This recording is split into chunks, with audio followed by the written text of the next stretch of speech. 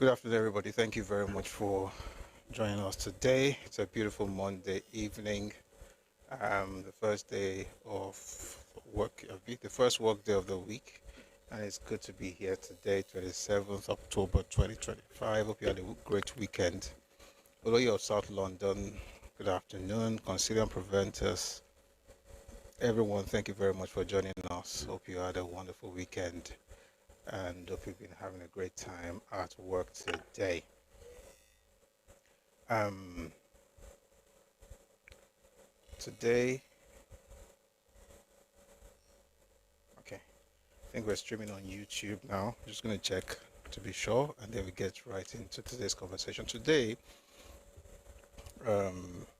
we'll be looking at news and reactions. There are certain things that we brought up some time ago, but we didn't get to, e.g., the question about what Babangida said, his book. We're going to answer it today. And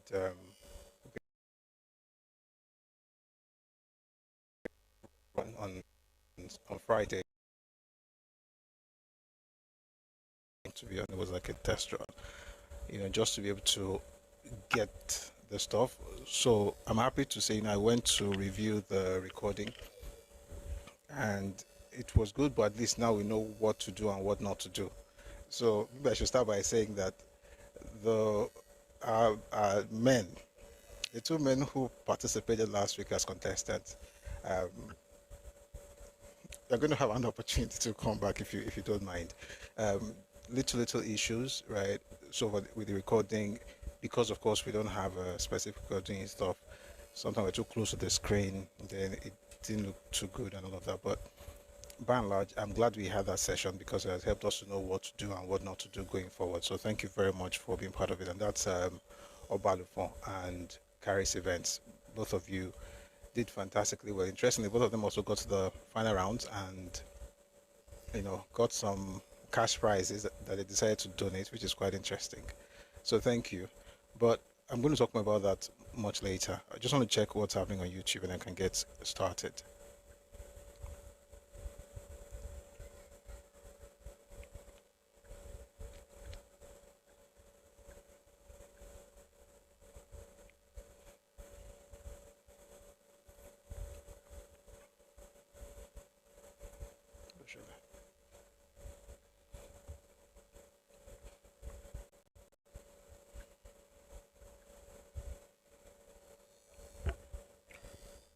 There's a message.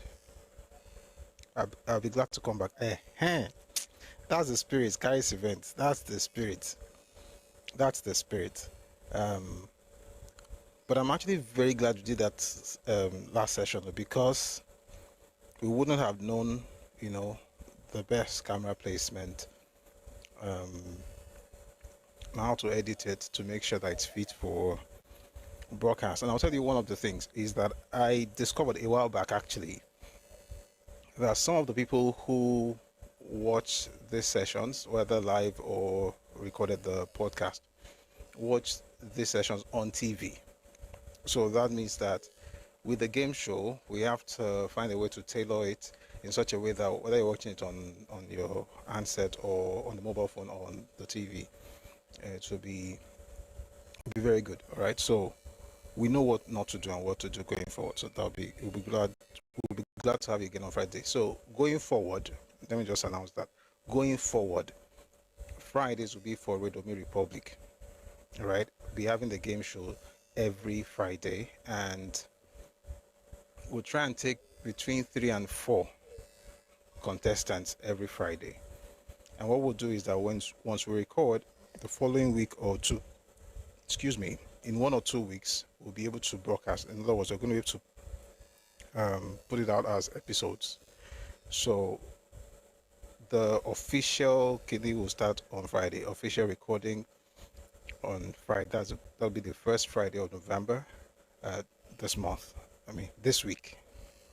A few days from now. Okay, so please, since I'm already talking about them, I as well just show you the ad. In case you have not seen it before,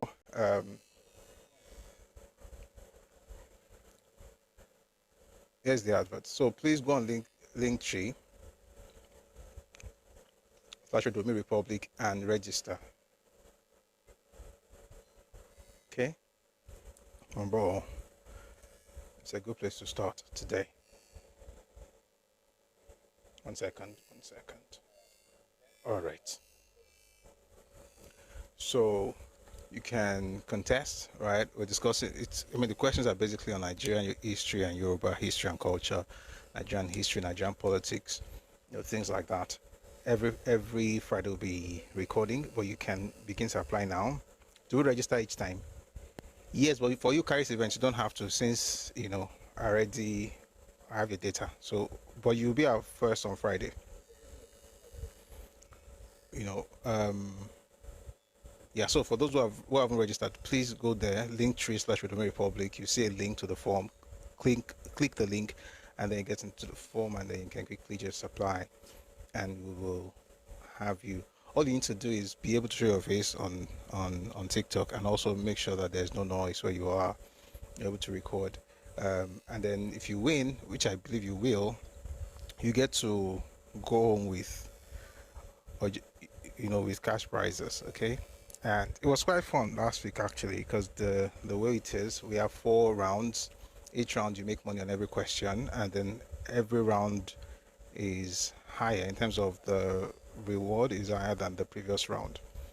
Okay, and then when you finish the final round, you get to multiply all your earnings, which is quite nice. So please check this out, Linktree / Domain Republic. Let's register, and please start doing it now, so that it becomes easier for us to plan, and then we can get back to you whether on TikTok or by email or WhatsApp, whichever one, to let you know when you will be coming up. And please don't disappoint. Thank you. Sure. All right, so that's about Domain Republic. I like the way the format is. So the first round, there are 5 questions. Each question fetches you a certain amount of money, and then you go to the next round, and the money is higher than the worth of each answer in the previous round.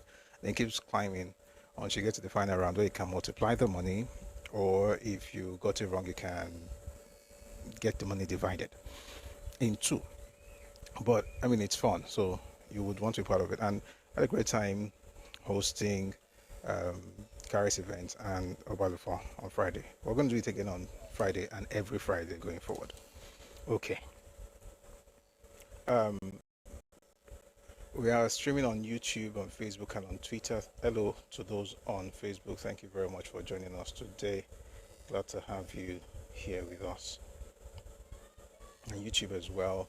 And please, wherever you are, kindly like and share the live, so that the others will be able to see what we're doing and be part of the session.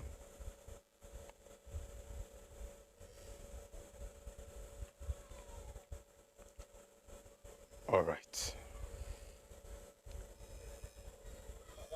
Any questions before we get into it?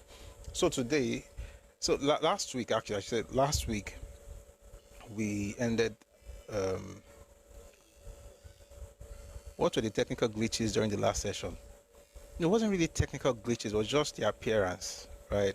So in some cases, folks were too into their cameras, so there was lopsidedness in like the view from the hosts when you put it side by side with the contestant, with the guest. There's no congruence. It's more aesthetic than technical, to be honest. And then also just little things here and there. Sometimes you can't really explain, but it's more. So here's the thing: when you want to have shows like this, the best thing is for the contestant to be in a studio, right, where the technical guys actually have 100% control on appearance. But we're not doing that now. We want everybody to do it, but I have to be able to also tell us to either move closer or move a bit farther away from the camera. Just little things, right? Not big, not a big deal at all. And by the way, the video is on YouTube. It's in the members only section. If you're a member on YouTube, you'll be able to watch it. But going forward, we'll be putting everything out, from time to time. First, Sean Oguns, my brother. Good evening. Shedadalewa, Ogbolenko. All right, let's get into it.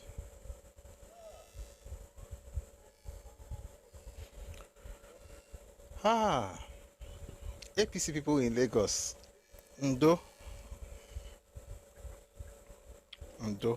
APC people generally, but particularly folks in Lagos.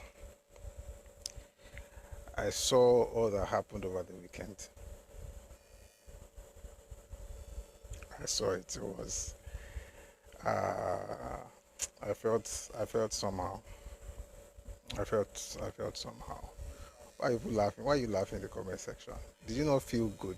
Sorry, did you not feel bad about it and you're laughing? I actually felt quite bad. I felt bad because of the way the entire thing was handled. It was just. Ó yẹ káwọn bára sọ tọrọ.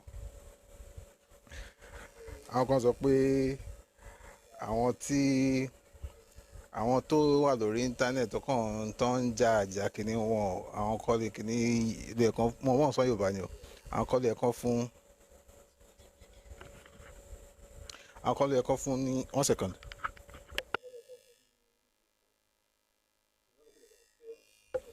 Ipò àwọn kọ́lé ẹ̀kan fún ní ipò.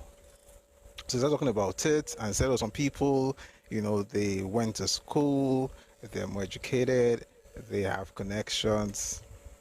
Just a load of rubbish. All you see is there's classism somewhere there. And then there's the other part also where you're not really a member of the party, but you just assume that because you are something, you should get something. But in reality, I don't even think those people were asking for anything. They were just angry that the ones who spoke against the governor turned out to be the ones who are now favored by the government. And they have a right to be angry. Makes no sense. Now put your photo there to now start says.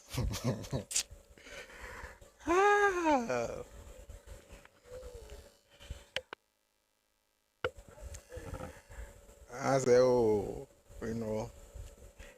that's the funny thing. That's the images of Tunde with the president. Then you hear, you're after my life. Or you see anybody that is, sane. But the person who they were all in the same group, but as long as it's from the ethnic group and it's taking advantage of the government or of the whatever arrangement the government has, they are happy with it. They don't see anything. Everybody just cool and calm. But let it be a Yoruba person, everybody start insulting the person. But once someone from the east is working with Lagos State government or doing something that benefits the person, nobody remembers that they're after their lives. It's crazy. And I saw that thing on reward system. It was just funny. It was funny because I think that the folks in government don't understand what the people are saying. And I was listening to the people. I'm not APC, so all I could do was just watch. And I hope that party. I hope they are actually listening. I hope they are attentive. Last election, President Tinubu did not win in Lagos. He didn't win. No. The governor would have lost that if not for the things that happened just before the gubernatorial election. You and I know that if they had had presidential election and gubernatorial election on the same day, Leko, it could possibly go if it's we know. Am I lying? If the last election, 2023 election, if we had the presidential election at the same time, on the same day as the gubernatorial election, there's a huge possibility that we wouldn't have had an APC governor today in Lagos.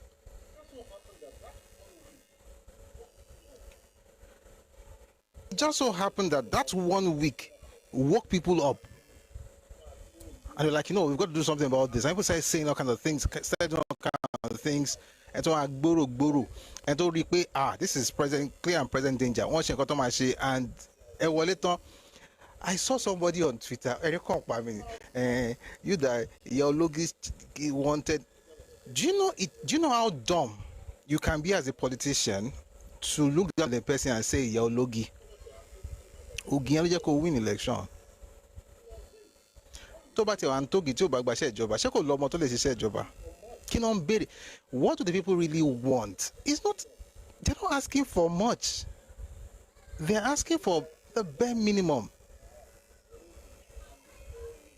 Why would you look at them and say, Ologi, shine on my ain't no my full opportunity? Like, do you understand how this thing works? Guys, one day, this was years ago, my mom, she, this retiree thing, I went visiting, and so she told me to, drive her down. So I drove her to the place where they have these pensioners, whatever, and I saw women and some men, but in this particular instance was a lot of women. They were singing. It was grassroots politics.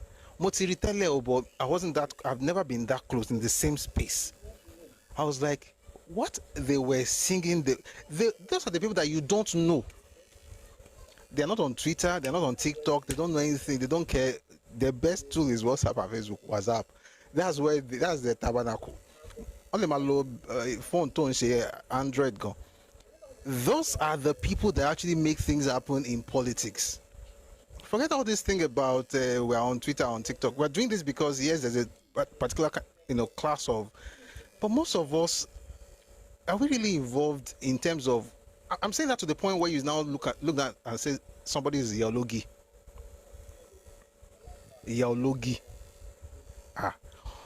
Àwọn Yalogi, Yalata, Baba Ẹlẹ́ran, Elépo. Ṣé ẹ̀kọ́ wọ́n dìbò jàwátà kàwé lọ ṣá? A kàn máa sọ táìmù ọ̀run kiri ni. People are just, for the first time, I actually saw classes in a couple of days ago. I was like, this is dumb. This is very dumb.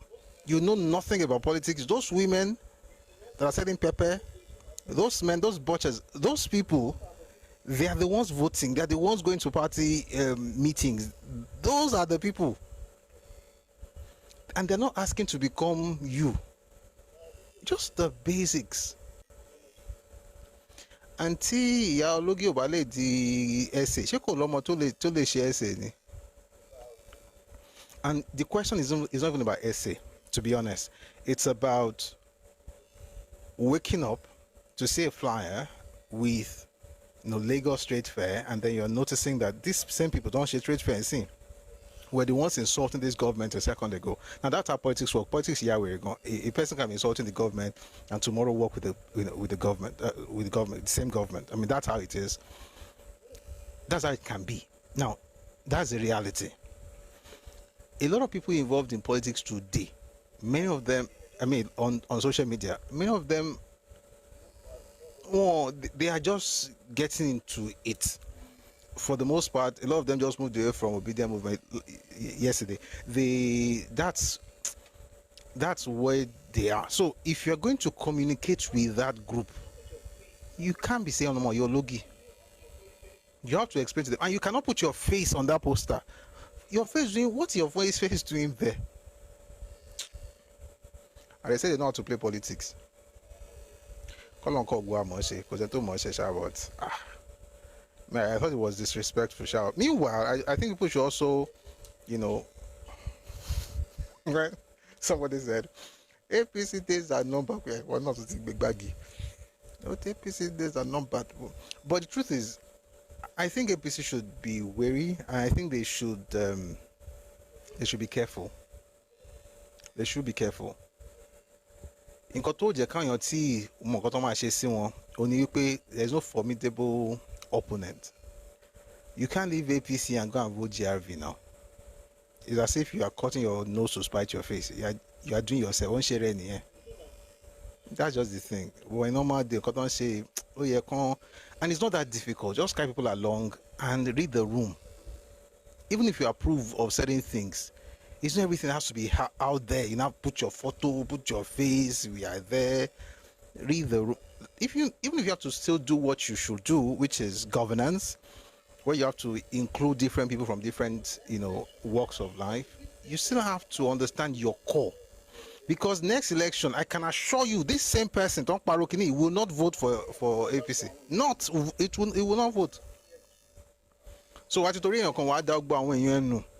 just so you can appear to appease or appear to be liberal, be one Nigeria, the tribalized rubbish. Once it's time for election, what will now happen?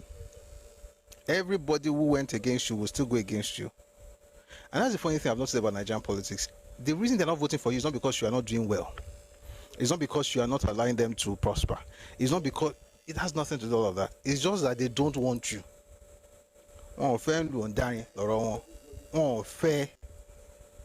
If you like, build skyscraper for everybody from that area, they will still vote against you.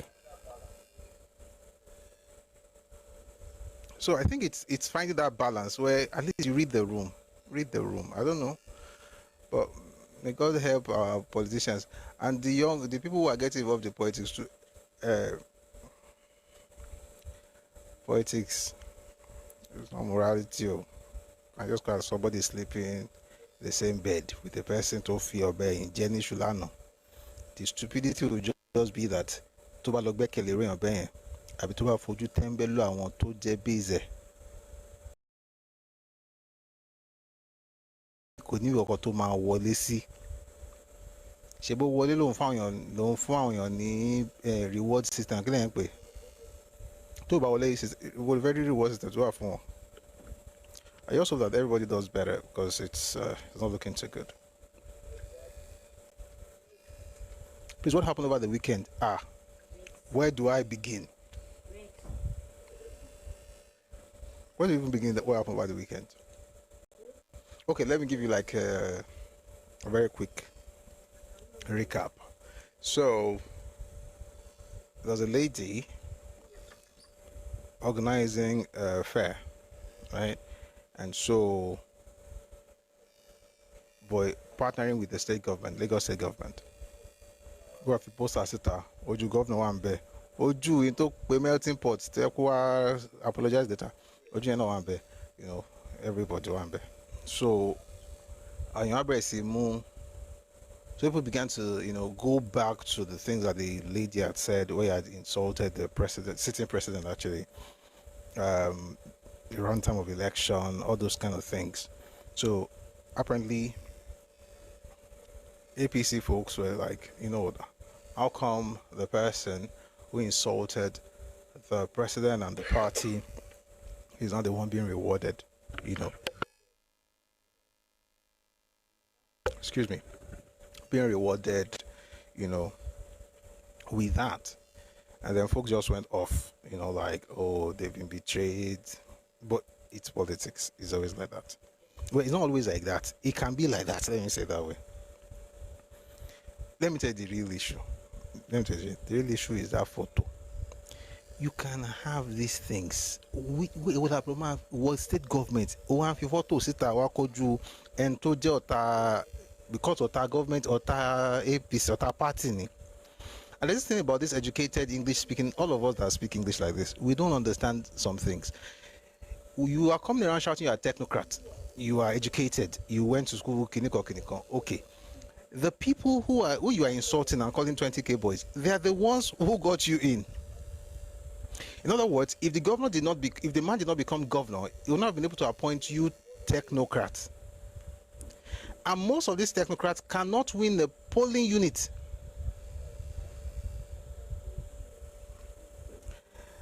We have to civic basoni, here and there, So the government to do what the government has to do. Sometimes you have to work with your foes, but there's also a way to carry your people along so that it doesn't appear like they're just the one wasting time and you guys are the ones who actually know what you're doing. Because next election, you come back and talk to them. When you come, they'll remind you that they're not that stupid. Unless, of course, you don't need them, which is not true, by the way, because you need them. By the way, since I've already started talking about it, let me play something from the governor of Ekiti State and what he said about situations where folks that are beneficiaries of the government say nothing when the government is being maligned on social media, and then they turn around to be claiming, our technocrats, our lakawi. Meanwhile, what's this thing that people, what do people, I mean, I get bigotry where people are just hateful and insulting and cursing people out. But what's this thing where you think that self-preservation or talking about your space is beneath you as a government official?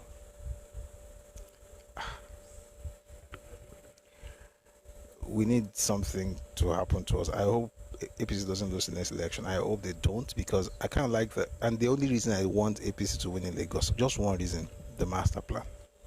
There's a blueprint for Lagos, and it took a while to come up with that blueprint. That's the only reason I want APC to keep it. I don't care for parties, but for Lagos State, if PDP comes up with a master plan for your state today, and I see that it makes sense, and they're able to actually, transfer it from one government to another, I would want them to continue. The thing is, coming up with a blueprint for a state takes a lot of work. Right, being able to create a structure that constantly works, or that continuously works based on, or a structure that works based on the blueprint you've created, is a lot of work. So if you have seen someone like President Tinubu do it, passes it on to Babatunde Fashola, passes it on to Ambode, who has passed it on to Sanwo-Olu, and you now see the rail, you see the blue rail, you see the red rail, you see more things are coming. You want those things to just continue like that. Let's just be progressing, because we don't want someone that will come without plans, without structure, just telling us that it doesn't think Yoruba and then scatter everything. That's the only reason. If not, how come we let me see Ben? But I hope they fix up so that. But I think, let me play what the governor of Ekiti State said on something like, it was a while back, but I think it's apt for the situation. Take a listen, please. Of even my political appointees, but some of even my political appointees, because they are eating from both sides, they cannot even come out and defend the government. I'm telling you, very few of them, they will be on platform where they are attacking us and they will keep mute. They won't be able to talk, and they are collecting salaries every month. Listen, please. I'm marking them one by one. I'm not going to talk now, but the rest assured, both those of you that are on platform where they're dragging us and you kept quiet and we are collecting money from this administration, we will come back to you at the appropriate time. All right, so that's a comment that understands that social media platform is real life. And let me also say this: there's this thing that people say. When we say, I'm sure we think we know what I say. When people say things like just on social media, there's nothing like just social media. Social media is real life. Why? Because the people speaking on social media are real people. What they're saying there, that's real conversation. And it has impact. Anyway, I hope people actually learn from that. So let's get into the news. Something interesting happened over the weekend, and I didn't think this was going to come from the Minister of Works. So whose voice is that? That's the voice of the governor of Ekiti State. I think his first name is Abiodun, right? Let me find his full name. Oyebamiji, I think, but I'm not sure.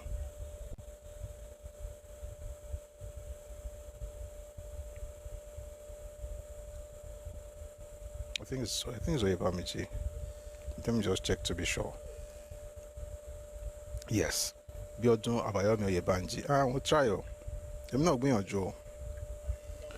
Yeah, so that's the governor of Banga. But in fact, wọ́n bá bọ́ sórí internet tó bá ń bú government tó lè sọ pé nǹkan báyìí là ń ṣe bí nǹkan báyìí là ń ṣe bí tí wọ́n fọ́n bẹ́ẹ̀ pé kọ́ máa sọ pé mo wà báwo lè ṣe ń pè tribalistic or mo support government. Tó bá support government kí ló wá ń ṣe nínú government?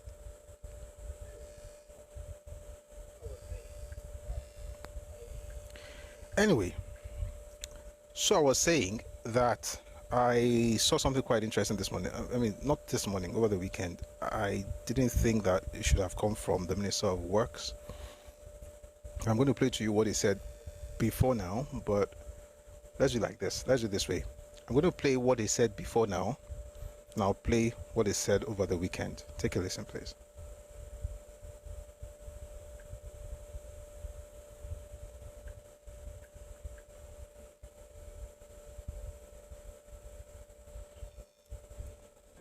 If anybody is telling you about Biafra, first and foremost, I've been saying it. Chief Elechi said it.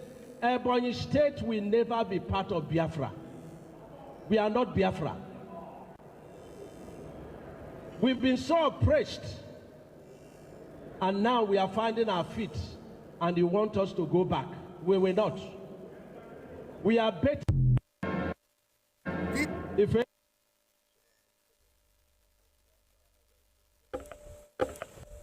So that was what he said the other day. They're not part of Biafra. They're against the idea of Biafra. But that was then. This is now. Take a listen.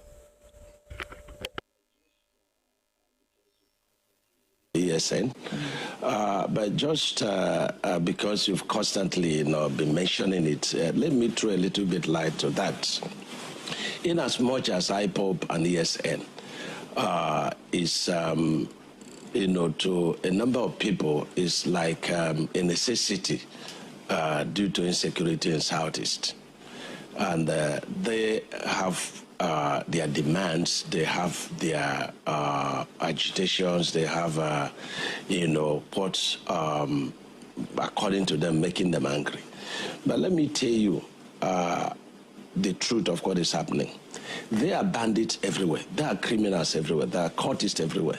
So what happens now is that criminals who may not necessarily be members of IPOB and the ESN will go and commit crime.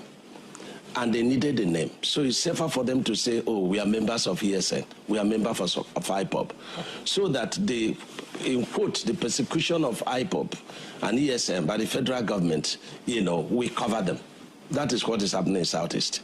Because the IPOB people and the ESN have a number of times come out to say, look, we are not, into terrorism. We are not into violence. We're simply agitating. And these people that are burning police stations, these people that are killing, they are not our members. And so how do you reconcile the two? And that's the kind of self-help, that is unfolding, because somebody is killed, he cannot defend himself, and then somebody comes out to say, oh, we're going to defend you. And then the person tends to have confidence in that person, even though it's illegal. But he wants life to be sustained. It's a rather complex situation, but what...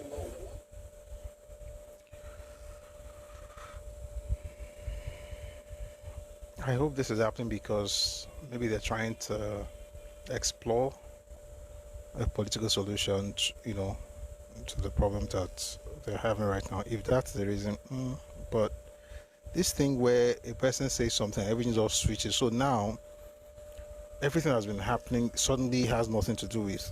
Okay. Anyway, here's a lesson. Just focus on your focus and don't assume that anybody's there to do anything in Nigeria.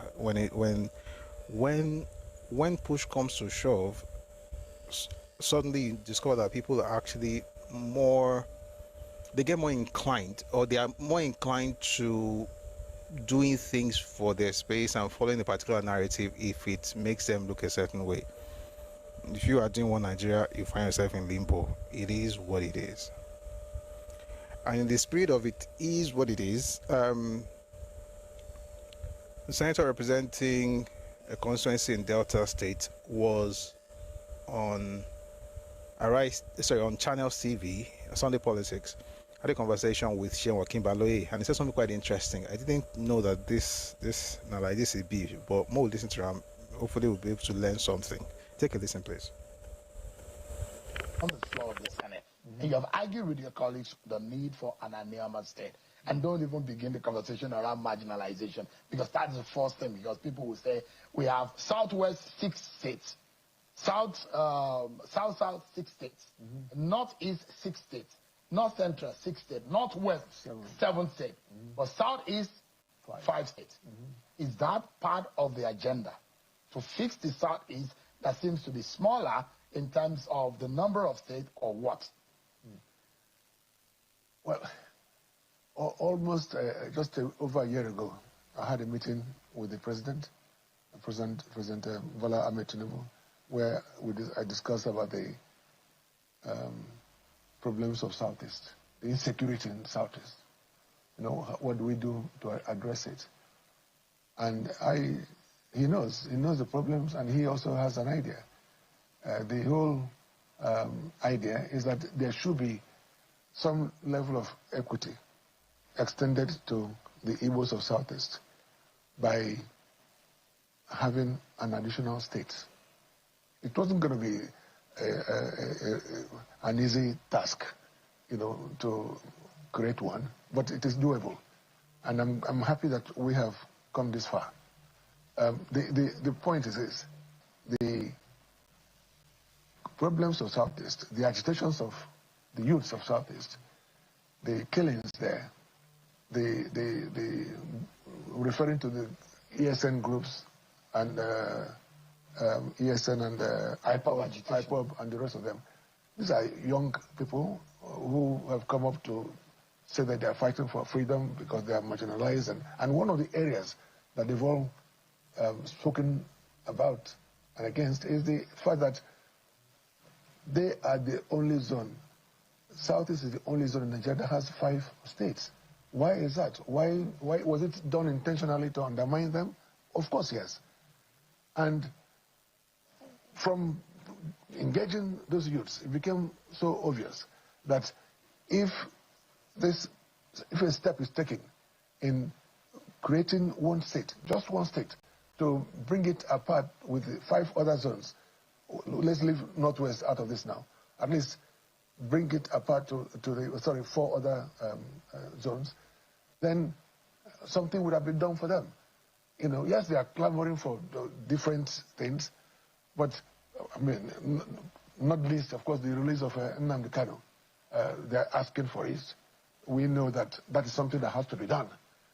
You know, you would just say Nnamdi Kanu to be released. Oh yes, yeah, of course. Why do you think so?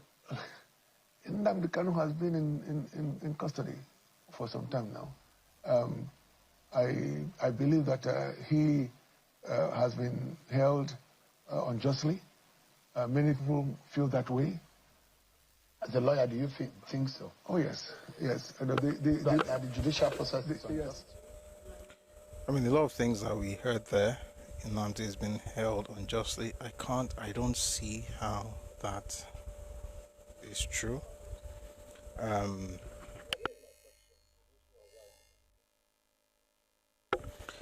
But here's my question to those who are wiser than me. If you want, by the way, if you listen to the entire thing, just, you know, let me not presume. Let's not presume that you've heard it. Let me just allow it play, and then I'll say what I want to say. That is something that has to be done. You know, you would just say Nnamdi Kanu to be released. Oh yes, yeah, of course. Why do you think so? Nnamdi Kanu has been in custody for some time now. I believe that he has been held unjustly. Many people feel that way. As a lawyer, do you think so? Oh yes, yes. That the judicial process is unjust? Yes. Yeah, no, it has been. There's a lot of delays in prosecuting him and all that. If you want to get him tried and convicted, get on with it. You know, but it's a guy who has been held unjustly, as I said, you know, for so many months. And the Buhari government started it. Yeah, I'm not talking about this government. Trial. No, so the point I'm even making now. I'm talking about the previous government under Buhari when it's facing a judicial process right now. Yes. Saying it's just because the argument is that there should be a political solution, maybe a null prosecution. Prosecution should be established on that for the case to be withdrawn. But there are those who say, well, there are allegations and it's left for the law for him to have his day in court, which is in process. But as you know, there have been some pronouncements by the Federal High Court, which has not been respected. You know, so his incarceration is the main reason for the crisis in Southeast. But the crisis started before he was even arrested.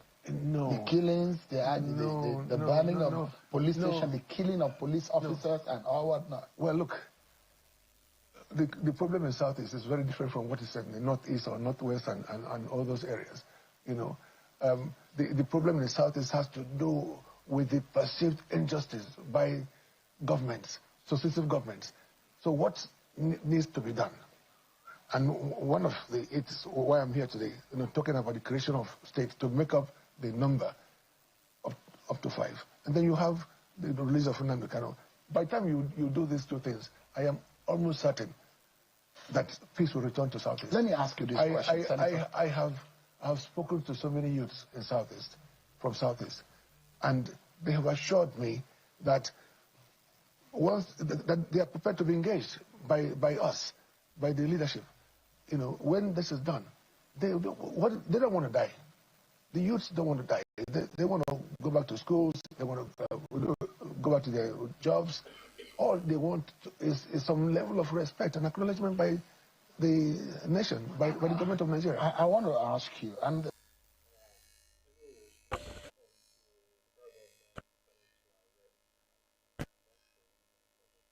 The federal government decided to arrest Nnamdi Kanu, and that's the reason for the spike. That's the reason for the increase in crimes and, you know, atrocities in the Southeast. Apparently, we're not all in the world. There were no newspapers 5, 6, 7 years ago. Everything, the world is just starting anew, and that's to be based on what the gentleman is telling us, that everyone was quiet and peaceful until the man was arrested, which is, of course, a lie. But I just have a question for those who are wiser than me. So, if, number one, it talks about the fact that there should be another state in the Southeast. So, but then it wants that state to be in Delta State. So my question is this: the state that you want to have in the region, because he went to meet with the leaders in Asaba and other areas in Aniocha, and those ones said that if they get their state, they don't want to be in the Southeast. So my question is, if you now get that state, and it turns out that it is retained in the South-South, has the Southeast still not lost? Because you're creating states, you can't redraw the map of the region. I'm just asking. So in case you know, please please enlighten me. If you create a state in another region, for instance, if it's possible, please let me know. Maybe I don't know. If you create a state in another region, can you add that state to another region? So let's say you are in Southeast, you say you don't have enough states. You now create an extra state in the South-South. Can that state be in the Southeast, even though there's no contiguity? It's not like the land, there's literally a river dividing those places. So how does it now become, is it now going to be part of another region, or is it just another state for the South-South? I think we should answer so that we'll know exactly what's up. And meanwhile, let's assume that you are giving that state to, which is not possible in my own opinion. Sorry guys, I have somebody who doesn't. Okay, sorry, no, let me just engage. Anioma is not in South-South. No, but I don't think you are thinking straight. The area you now call Anioma used to be in Western region, and then it moved to Midwest, moved to Bendel, and is now in Delta. How on earth is that place not in South-South? When you talk, please always realize that you are in public. Don't disgrace your folks. A place that is literally in Delta State, you are saying is not in the South-South. Isn't the North-North?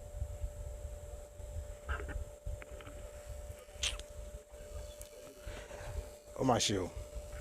That's one. Number two, let's assume that you create that state within the Southeast. What I think is that I think they should break maybe Anambra into two. By the time they get to the point where every street becomes state capital, no problem, you know, because like I said, the entire Southeast is the size of your state. But we can even get 10 states out of it, no problem. I have no problem, because at least it's just South-South. So you can even create 1,000 states. But here's the point. It says that there are 6 states in other regions apart from Northwest, which is 7. So you now have a situation where there are 5 states in the southeast, but you want one more. Has he thought of the fact that the other regions still want more states, and that just because you are going to get one state will not stop them from agitating for more states in their own regions? Therefore, there will always be this thing about being marginalized based on the number of states. Because if the South gets extra states, which is not a bad idea to be honest, but I don't think it can be in another region. That's the point I'm making. You can have another. Sorry guys, I have to mute this clown one. Anoma was in West St. John. Was it moved? Did they move the place? You just make. You will talk and I'll just be tired. Like, who is talking? It was moved. Sorry guys, I thought I was expecting like people that I can have serious conversations with. I said they can move it to the southeast. Move it. They can move. That's your motto. They can move land into. Anyway, here's the point I'm trying to make. I don't know if it's possible, but I don't also want all this nonsense of they can move it. How can they move a state? How can they move land? The only thing they can do is to redraw, right, the geographical boundaries of regions. That's a sensible thing you could have said. If this involves redrawing the geographical boundaries of regions, then it would make sense to expect that Ayonoma will be in southeast. But as long as those boundaries are there, there's no way the southeast region. Let me tell you something. I want part of Kwara State to be in the southwest. But unless we change the boundaries, whatever state comes out of those places will still be in the north central. Unless, of course, they recreate it, which I would love. And I would love the same thing for the east as well, if they are. But here's the point. Like Asagba says, they don't want to be in the southeast. But that's not even my business. This is a question I'm even asking. Let's assume they find a way, maybe somewhere between Anambra or between, which is that, all of them are close. If they find a state out of there and just create extra state for the southeast, so southeast now has 6 states in that same region. How exactly would that change the fact that there's going to be an Ibadan state, an Ife-Ijesha state, an Ijebu state, a Warri state? More regions will still have more states. Warri will have their own state. The Okun wants to get state. You know, in the southwest, there will be about maybe 4 or 5 new states. People are asking for states. So what are you going to have? You get to the point where, let's say the southwest then gets like, I don't know, 9 states or 10 states. Then the southeast will now say, oh, we are still 6, so we need more states. We'll now be like, okay, at this point, room state, we say room, state and capital, room, palo. When you say Abia, Umaya, room, palo, like it goes to room and palo, that'll be state and capital going forward. But at this point, there's no land that we're going to use to create new states and capital. Okay? Let me tell you what I really think we should. I mean, there's nothing wrong in creating more states, so. But my question to all these politicians is this. Have you ever thought of the viability of these states that we're creating?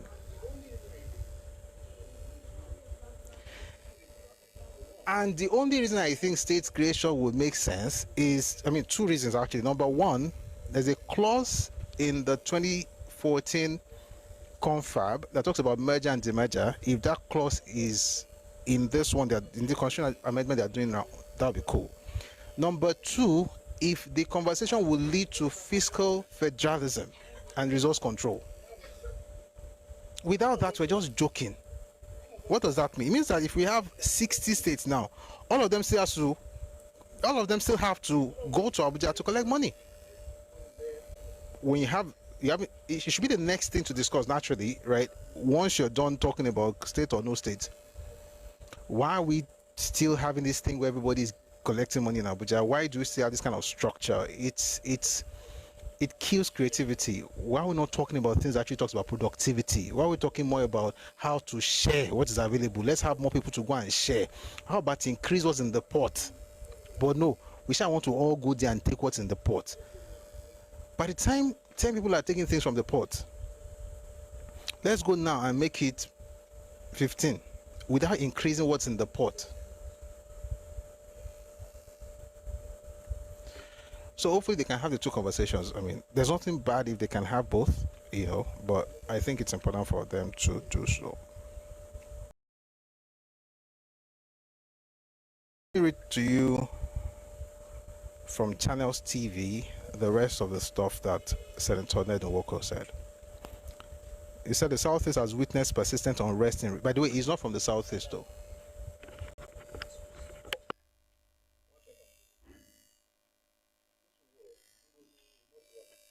One second, please.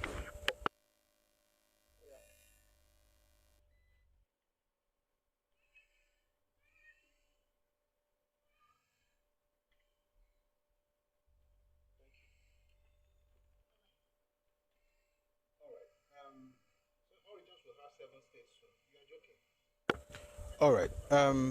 So all regions will have 7 states soon. You are joking. Why should you stop at 7? Why not 10? What's the basis for saying it stops at 7? Why should it stop at 7? Because a politician told you to stop at 7. Marshall. All states will have 7. All regions will have 7 states. Sorry, guys. I have to mute this guy. I think he's just constituting the nuisance in the comment section. Rest for 1 minute. God bless you. The Southeast has witnessed persistent unrest in recent years, following agitations by the separatist group, the Indigenous People of Biafra, IPOB, which has been calling for the creation of an independent state of Biafra. Senator Nwoko is leading the campaign for the creation of an Yoma state out of the present Delta state to serve as the 6th state in the Southeast. He said the government only needs to do 2 things to restore peace to the region. According to him, the creation of an Yoma state and the release of IPOB leader Nnamdi Kanu will almost certainly bring lasting peace. This guy is going to play the Southeast. They will be shocked. Anyway, will almost certainly bring lasting peace to the Southeast. So he wants Nnamdi Kanu released as well. The problem in the Southeast has to do with the perceived injustice by successive governments, Senator Nwoko said on Channels Television's Sunday Politics. So what needs to be done, and it's one of the reasons I am here today, is the creation of a new state to make up the number 6, to make up the number to 6, and then the release of Nnamdi Kanu. By the time you do these 2 things, I am almost certain that peace will return to the Southeast. This is a joke actually, because Nnamdi Kanu was outside. I mean, the whole while started before he got arrested, right? But I know that there'll be more states that they'll be creating in other regions, and then there'll be more, anger and marginalization claims and stuff like that. Anyway, so that's that from Senator Ned Nwoko. The other things he said, but I don't want to stay too long on that. I'll just go straight to a news report from the Yoruba Times. Breaking news: Igbo town unions petition UN, African Union, ECOWAS court over demolition of Igbo properties in Lagos. The coalition of Igbo town unions has lodged formal petitions before the United Nations Human... Jesus.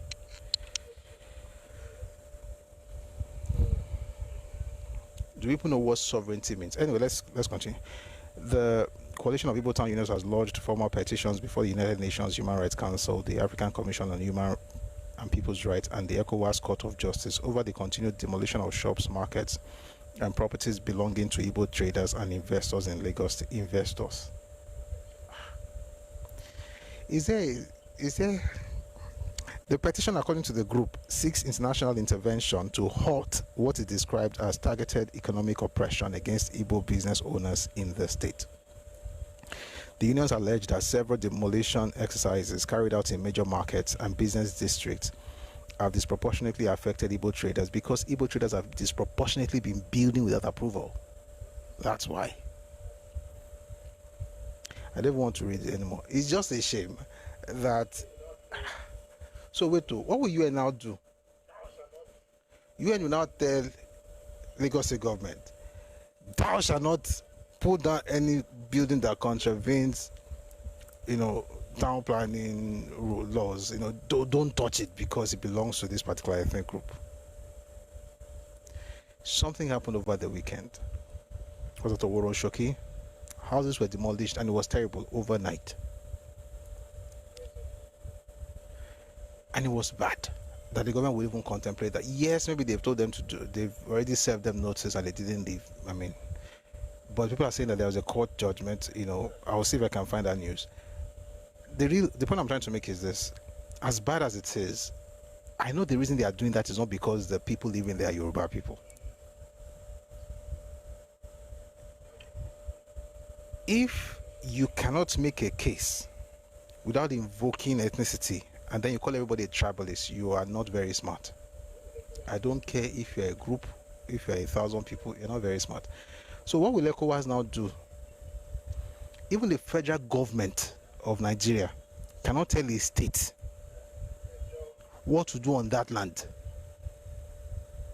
The federal government, the president cannot dictate to the governor what to do when a person decides to contravene the laws of the land of the state. There's something called Land Use Act of 1978. The land in the state, within the borders of a state, are held in trust by the governor of that state. So if the president cannot do much about it, of course there can be political solutions. But the question is that why are people not talking about the fact that you are flouting laws, you are beating government officials? You know what? Let me play something for you from. Oh shoot! I'll find it. Something that Togobo Wahab said. I think you should listen to. You are contravening laws. You are beating people up, but nobody must say anything because if they do, it's because of your ethnicity. How about the fact that this thing you are doing is against common sense? I'll play Wahab stuff. Talking about Wahab, who is the commissioner in Lagos State. Is the commissioner, Ministry of the Environment and Water Resources. Then I will play you what happened in Oworo and how terrible that was. Anyway, this is the minister, the commissioner of the Environment and Water Resources in Lagos State. Take a listen to this. It was on Arise TV a while back, and he had this to say. Take a listen, please. I think some persons are just playing politics. Yeah. And they are being mischievous. Yeah. Shamelessly too. For trade fair, why do you say I'll that say really it. quickly? Some of them that are meant to be lawmakers, they came to trade fair, to dog whistle. How? If there was a Supreme Court judgment as far back as over 2 decades ago that provides that you cannot do building without approvals by the states, and this was a full panel of the Supreme Court, and that law had been in place. Trade fair cannot be an exception to that law. People were served notices by Lagos State government. Don't build. Over a year ago, they were beating Lagos State officials.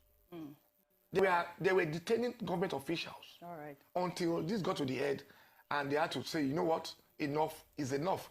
We should try and separate emotions, politics, and dog whistling. Are you saying that have... this time next year, just before we let you go, are you saying that at this time next year, based off of these incidents that we have seen, because we must always learn from experiences, the likelihood of us seeing this level of demolitions is very, very... It's even reducing. Exactly. So to make sure nobody is getting permits to build where they're not supposed to build. Kachi, let me tell you this.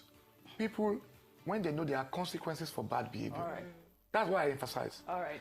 When there are consequences for bad behavior and you enforce those consequences, people will start resetting. And that's what we're pushing out in Lagos. We want to bring I think it's very important for us to begin to have conversations in this country that actually move us forward, rather than, like you said, dog whistling, right? And it's also shameful that the people who are actually doing this are the ones who are supposed to be the representatives of the people who should be educating them, but it is what it is. Well, while they were doing all of that, sending letters to ECOWAS, something interesting happened in a place called Otumoye Street in Anambra, in Onitsha, Anambra State. Take a listen to this. You will be able to follow it from what you hear. Take a listen, please. This is number 19 Otumoye Street. I'm just telling the whole world to see what is happening at number 19 Otumoye Street. This is illegal injection of property. See injustice. See how people are being treated as if they are nobody. The rich people are just oppressing the poor. So what happened was that people were in their homes and there were guys there to pull down their buildings in the night. Right? They're still in their houses. In their houses, you can see the lights on, the fan is working, but their walls have been bulldozed. That's in Anambra State. I've not seen any of this, Voltrons, saying that they're being marginalized in Anambra State. But, it is what it is. I mean, this is not to say that I like what they're doing in Anambra State. I think it's wrong, but then I don't have full details because you don't know whether they've told them to move and they didn't move, and now they went to demolish that building. So those are the things you talk about as a sane person. You can just go straight to the fact that, wait, are they Yoruba? Oh, that's why they're doing it to them. So we leave everything, just go straight to the fact that it's because of ethnicity. It has nothing to do with anything else.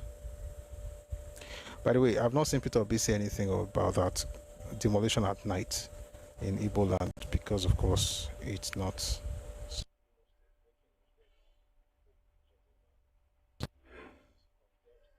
News Governor Hope Uzodinma has condemned corpse water widowhood practice in Imo and others probe. So we are hoping that, without having to go deep into the story, we are hoping that, what he's saying will be able to stop that practice in Imo State.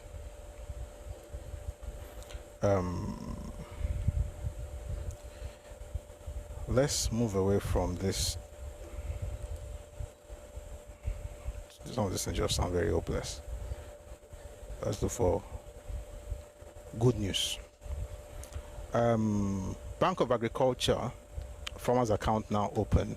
The Bank of Agriculture has launched its farmers account registration portal, giving farmers access to loans, grants, and government agricultural programs. If you'd like to be a part of that, I'm going to put the link right now on the Telegram channel, Redomi Global. So please go there. You'll find the link, and then you can, get more details if you are interested.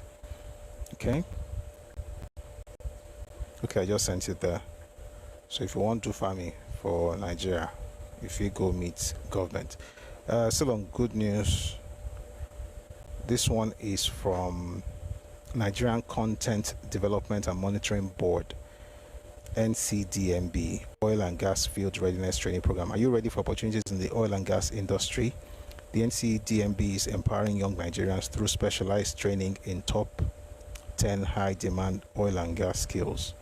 So if you'd like to get involved in subsea engineering, underwater welding engineering, control and automation engineering, drilling engineering, helicopter piloting, marine operations, production and maintenance engineering, QA/QC engineering, geoscience engineering, digitization and digitalization. If you are interested, I'm going to put this link as well in the Telegram channel. Please go there and take advantage of it. And if you are doing well, if you have other people that will need it, please feel free to send that to them. All right, so that's the news is long, but if you get there, you'll find the details. Moving on. Good news from Dangote this time. We're going to spend some time on Dangote. He had a press conference some days ago, and I think it's very important for us to listen. Something is about to happen. He's expanding his capacity, or the capacity of the Dangote refinery, from 650,000 barrels per day to 1.4 million barrels per day, which will make it the largest refinery in the world ever. With this expansion, Dangote will require over 65,000 workers. I'd like to take a listen to some of the things he had to say. This is very inspiring. Take a listen, please. Under the direction of His Excellency, Mr. President. The key announcement today is that we're expanding the Dangote refinery. We're announcing it officially. We're expanding the Dangote refinery from 650,000 barrels per day to 1.4 million barrels per day. Actually, we're even a bit late because we had to sign the agreement with the technology licensor, which we're actually expanding this. We've been doing that meeting since 8 o'clock. So upon completion of this will make it the largest refinery in the world ever.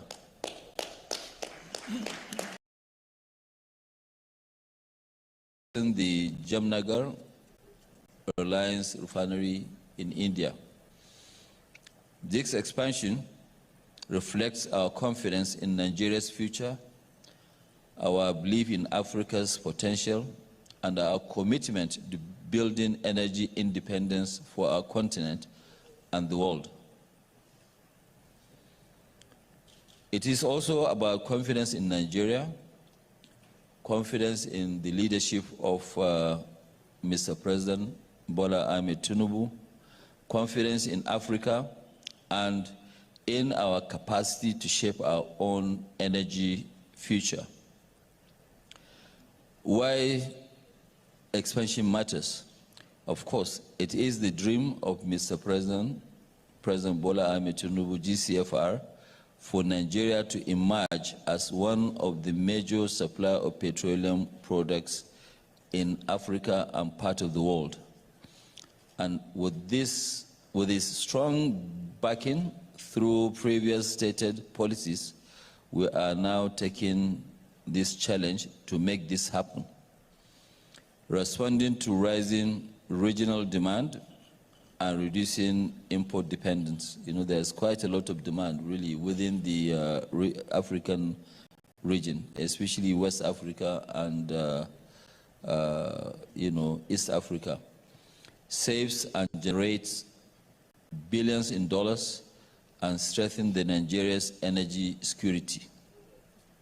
With this expansion, we will require over 65,000 workers during the construction. Such a project will actually further unlock opportunities for local industries, just as we did in the last trajectory. Reinforces Africa's capability to build and manage world-class infrastructure.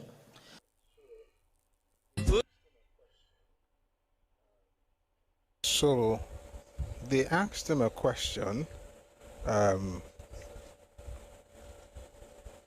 during this press conference, and the question was about if he would be interested in acquiring NNPC moribund NNPC refineries. And this is what Dangote had to say. Take a listen. Yes, you're right. But buying those refineries now, once we touch them, then you hear a lot of noise. There are other people with a lot of money, maybe more cash than we have, that we believe they should go and try their own luck. So that there won't be talk about monopoly. There will be talk about other people having opportunities. And I think you have a group like the DAPMAN, they should go and buy some of the refineries if they are for sale. If they are not for sale, then they should actually go and put on their own refinery. It's better when you are playing football, it's better for everybody to play football, not somebody playing football, some people playing cricket. So I think it is by far better for other people to go and buy. So we will not be the only ones supporting this Mr. President's policy. At least there's now support from His Excellency the President, also supporting this sector to refine all our crude into petroleum products. And I think other people too, they should take this opportunity. For us, we already have our own infrastructure, and we want to remain where we are, to double our capacity rather than going somewhere to, this. And plus, we already designed it that way anyway. It's just that, we say, okay, fine, let us start. If the condition, if the condition is,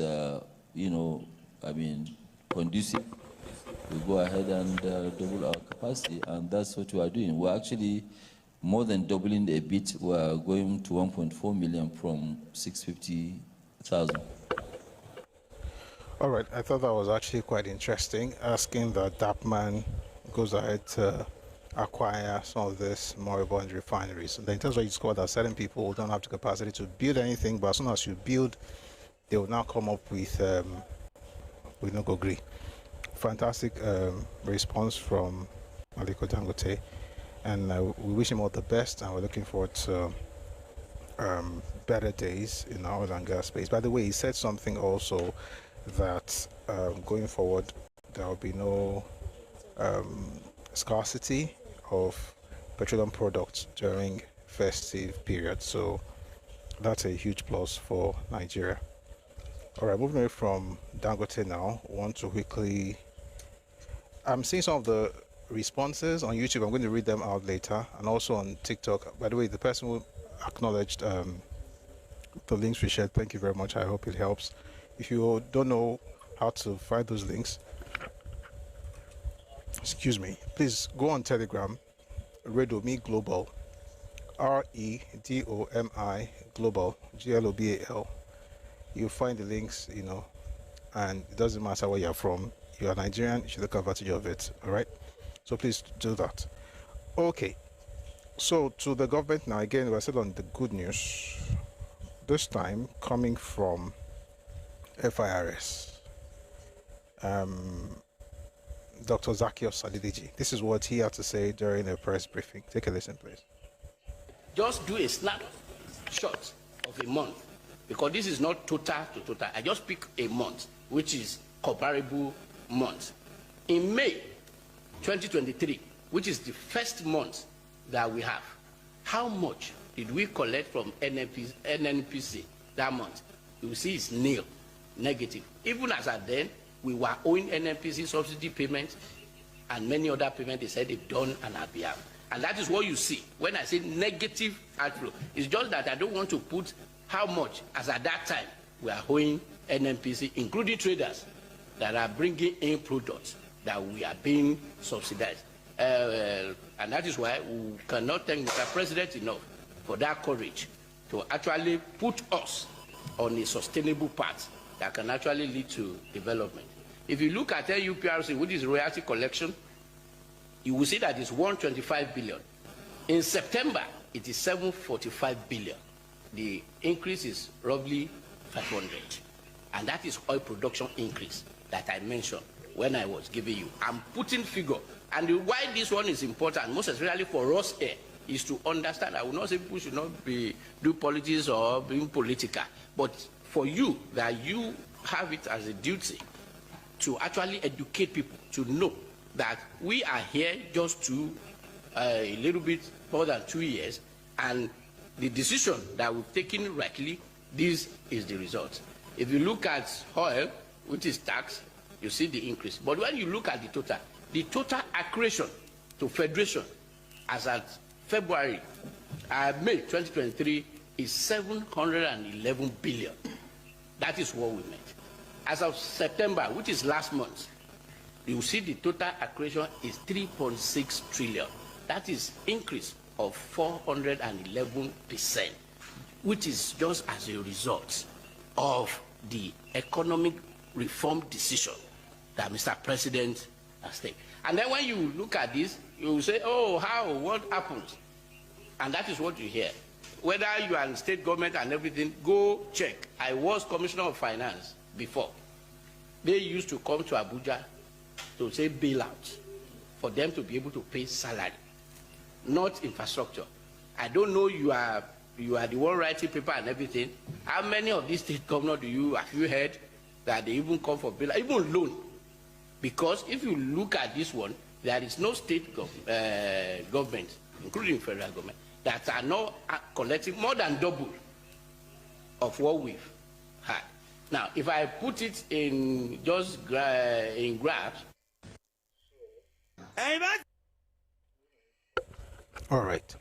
So, moving away from that, I'm sure we all know this. This happened, I think it was on the 24th. Tinubu appoints new service chiefs. Oluyede becomes defense chief. President Bola Tinubu has approved major changes in the leadership of the Nigerian Armed Forces in a move aimed at strengthening the nation's security architecture. Under the new appointment, General Olufemi Oluyede replaces General Christopher Musa as Chief of Defense Staff. Major General W. Shaibu becomes Chief of Army Staff. Air Vice Marshal S.K. Aneke takes over as Chief of Air Staff, while Rear Admiral I. Abbas assumes office as Chief of Naval Staff. The Chief of Defense Intelligence, Major General E.A.P. Ondiendeye, retains his position. All appointments take immediate effect. That was a few days ago. I'm sure it's already in the news. That's why we're not spending so much time on it, because I know you must have discussed that. I'm going to bring people up very soon, because today we're having news that'll take everybody down. Then we'll have some reactions to that stuff from Johnny in Service by IBB, the claims that people have been making. I'd like us to spend some time to discuss that today. I've been hearing a lot of things about, always some of these things they can sound petty, but Yubani Katibi Shanoki Esogun. Every little thing matters, especially when it comes to the culture of a people. This Gele is that. To be honest, if we are being honest, we want to keep it a buck. Being honest, it's not the same thing as Ishafu. Ishafu did not arrive in the southeast until the coming of the colonialists. And the word Ishafu literally means chiffon scarf. Okay? Chiffon scarf. If I will call it scarfu, it's different from gele. And one of the things that people have to understand, we always say it, we are different people in Nigeria. There is no way on earth you'll be having gele when you can't be clothed. I don't want to go into the depth of it, but it's important we don't do all these things of, I have it before you, especially when you don't know what you're talking about. Before the white men came, Yoruba wore buba, that's the top, Iro, that's the wrapper, gele, that's the headgear, Ibo to cover the neck and shoulder, and the pele.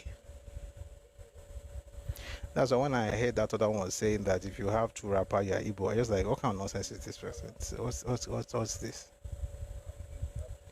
Ipele is another wrapper that you put on your wrapper. How are you going to have two wrappers when you didn't even have one before the British arrived? And the ones who began to had those things because of their exposure to Yoruba women. And I know it's not a major topic I want to discuss today, but I just think it's important to mention it. I'm going to read something to you from a book. It's called Improvement Associations Among the Afikpo Igbo. And this is what they wrote there. In addition to the associations that have been considered, there are other non-traditional Afikpo associations which merit brief description. Between 1947 and 1951, a women's union called Ovuejo existed in the area, drawing its members from various villages. It had no officers, though its one illiterate... Sorry, I'll take that again. It had no officers, though its one literate member kept its financial records. These women wore Yoruba clothes as well as the Yoruba head tie. They considered themselves more civilized than other Afikpo women. All these things of you didn't have, just be grateful that you have a group that has it and you can use what they have, and be grateful for just the grace of God. But don't say that it's Ishafu is chiffon scarf and it came because of the colonialists. You were not covering your head. And there are images which I don't like to show. I don't think it's fair. But I think there's a lot of stealing going on, and this is what happens when you discover what your real history looks like, and you're like, what?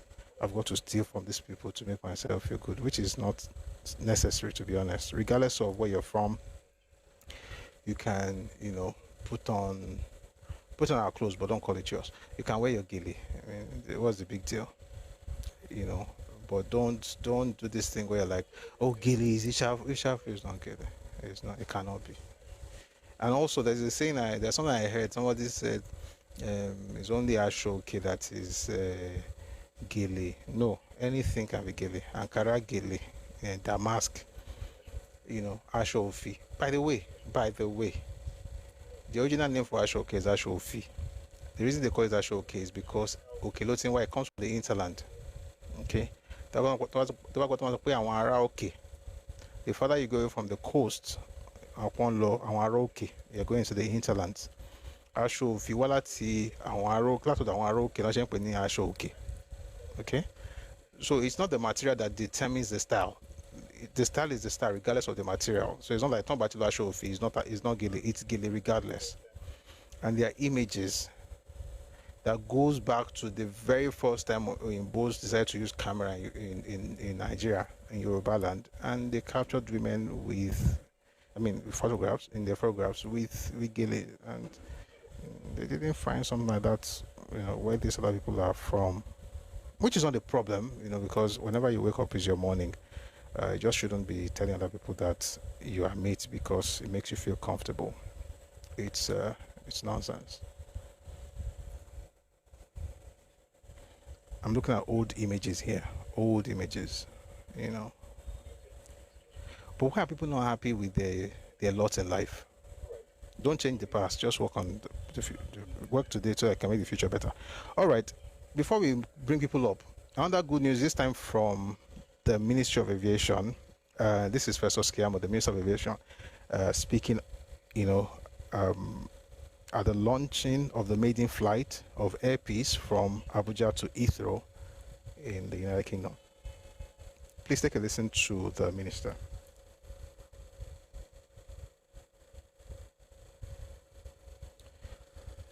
I'm Mumbo. That the Lord has made. And so we give thanks to God Almighty, first of all, for making this day very possible. The second is to thank Mr. President, like Alan Oyema mentioned, for his vision, his focus, and his mandate. His clear mandate that he gave us, that we must support our local operators to the extent that their businesses thrive and survive. And so, with that mandate on our right hand, we went to work. And we had to dig deep to find out what the problems of the local operators were over the years. I'm sure you know that in the last 40 years or so, the mortality rate of the aviation sector has been very high. More than 100 airlines have come and gone. Concorde, Zenith, Chanchangi, name them, Haka Airline, so on and so forth. And so we had a clear mandate to ensure that we support the growth sustenance of our local operators. Now, like Alan Ulema mentioned, if you destroy the private sector in your country, you destroy the country. Every good economy thrives on the welfare, the well-being of the private sector, the greatest employer of labor, and the bulwark of the economy. And so we have done all we can within our powers to ensure that we give our local operators the muzzle and the leverage for fair competition. The international airlines have been coming and going from Nigeria in the last 90 years. One of the major airlines on this route will be celebrating 90 years. I'm not saying 50 years, 90 years on this route in the next 1 month. So you can see the length of time that they have fed on the Nigerian economy without the corresponding reciprocity of our local operators.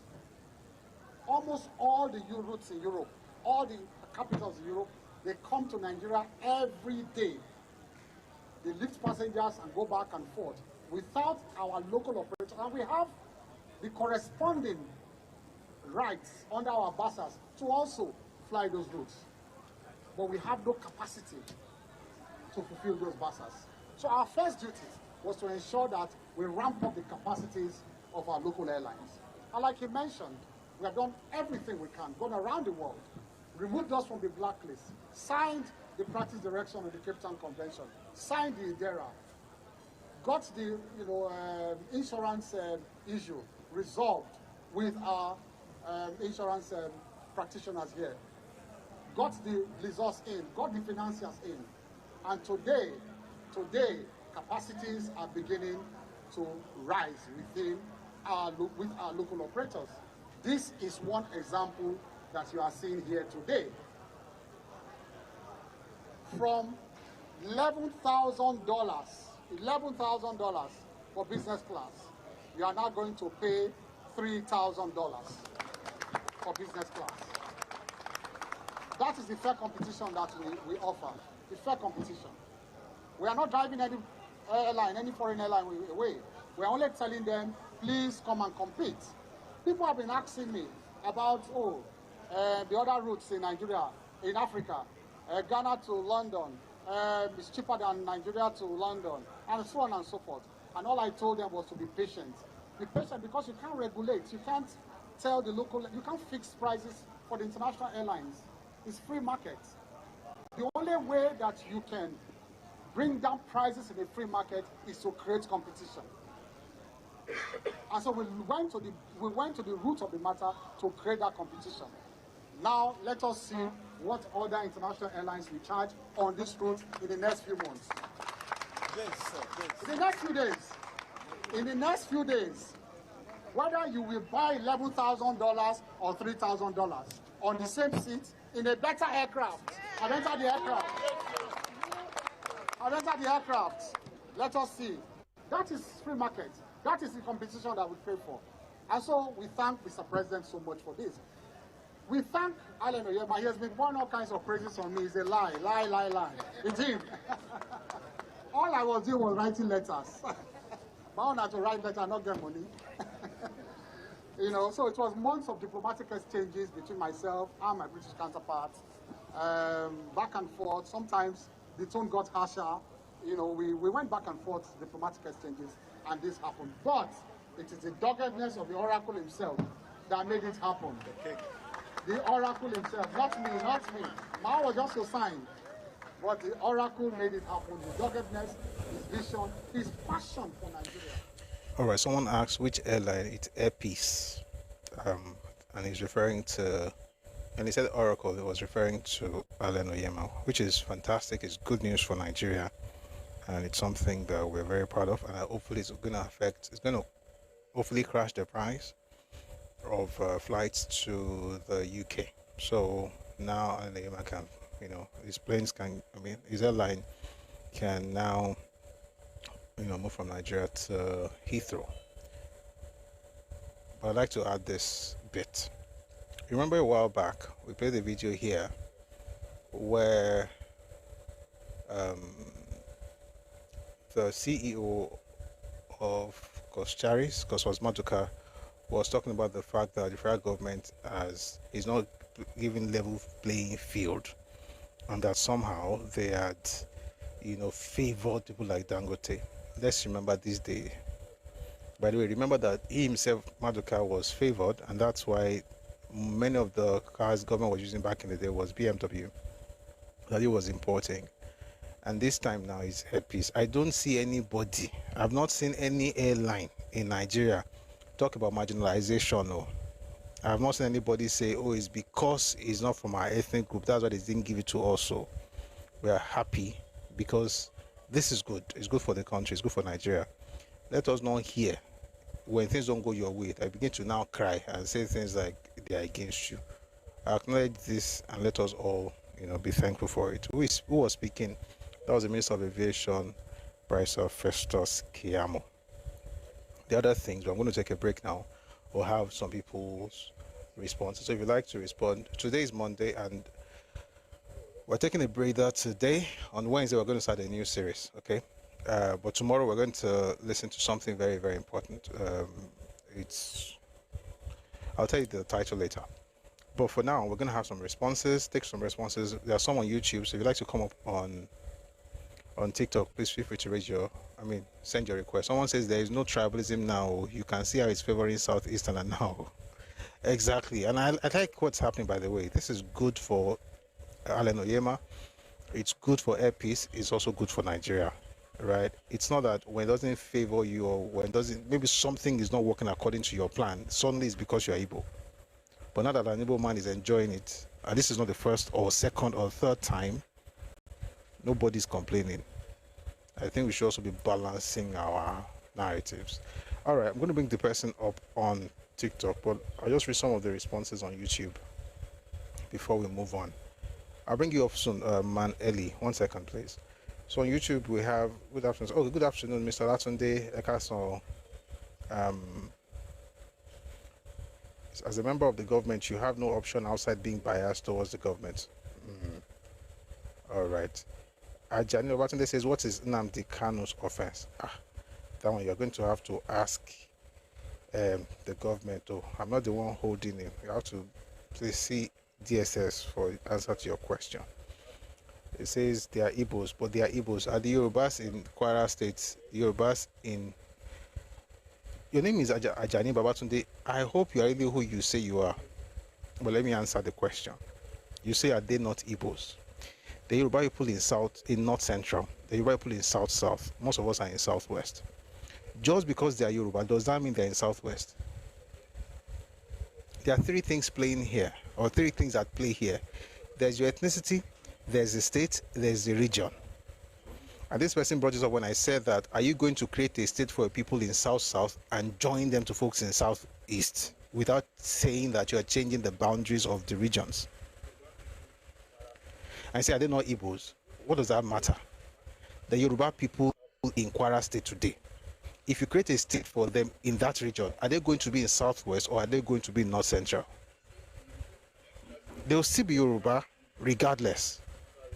It's the same thing. If you create an extra state where you have Igbos, for instance, in another region, it doesn't automatically make that place Southeast. It just means that the Igbos have another state. I don't think it's that difficult, but I hope you got it. All right. Dexter says, please don't block them. Oh, I didn't. I just muted him for a minute. Ajani Babatunde says, for example, Yoruba speaking area and you even thank you for even asking. I didn't know you were even saying something like that. That's a good answer. Musili on YouTube says, anything else is not my business. I think I was talking about when we talked about people defending their states in conversations online. Ajani Babatunde says, Southern Kaduna can be carved to be a state and merged to North Central. At this point, I don't even think this one knows what he's saying. Let's move on. Abisola Mercy says, in view of the continuous victim card played by the Igbos, can the rest Nigerians not ask for Igbo must go? This is because it seems no end in sight of the unjustified cry, despite their war against... I didn't say that part. So, when you say Igbo must go, last year, there was a guy on Twitter who started this hashtag, Igbo must go. All the hell broke loose. Peter Obi, Zekwesili, everybody. I don't know what Nigeria, Magalu, everybody. So you say you want to go, then they say you must go. Then you say they are bigots. Which means you're not planning to go. If you really want to go, you can hop on the next bus. So the truth is they don't want to go. If they want to go, when people say, we have time to go, they will not be complaining. So it's not a Nigerian problem. If anybody wants to leave, they are senators. They are 58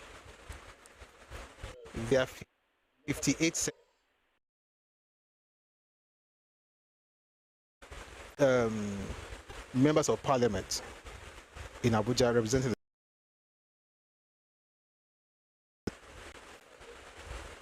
If they really want to break out, they know what to do. Referendum, they can change the constitution. They can move that motion. If they're not doing it, it's because they're not ready. All right, I think we've gotten everybody on YouTube. Let's come here on TikTok now. Somebody sent a request earlier. I can't see them again. Okay, Man Ellie 6. I'm bringing you up now. Let's have a bit of conversation before we then move on to something else. Manali, are you there? I can't see you again now. My battlefield. Oh, thank you very much. Hello? Hello? Thank you very much. Okay, I can hear you now. Can you hear me? Okay. Thanks for this session. Say something, please. I can't hear this. I can't. Can you hear me now? Yes. Yes. Okay. Okay. I think you've covered a lot of ground here, but I'll just particularize myself on just three things. About the Ekpa and Kanu. Yeah? The same people who are asking us, what has Kanu done wrong? They are the same people who petitioned Finland to try Ekpa. And Ekpa, honestly, I just can't, you can't make it up. No matter how stupid you are, you can't make it up. They are the same people who even went to Tinubu. Tinubu must prosecute Kanu and was prosecute Ekpa, even extradite him into Nigeria. And they are now asking us now, what has Ekpa done wrong? Because he did what he did in Finland. He wasn't in Nigeria. The same people, actually, it was the Igbos that petitioned the British government against Yinka Godson.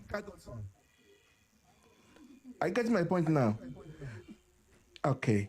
And they are the same people now who are asking that they should let Kanu off on political ground. Pardon him. What I think is playing out now is that Kanu is fighting for his passport. And people will tell you, I've told them, the Supreme Court in England, they ruled about it, that Kanu has dual citizenship.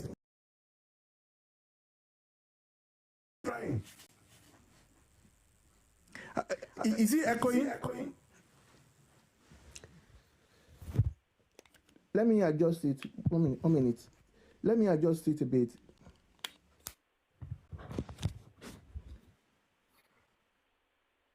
Okay. Can you hear me now?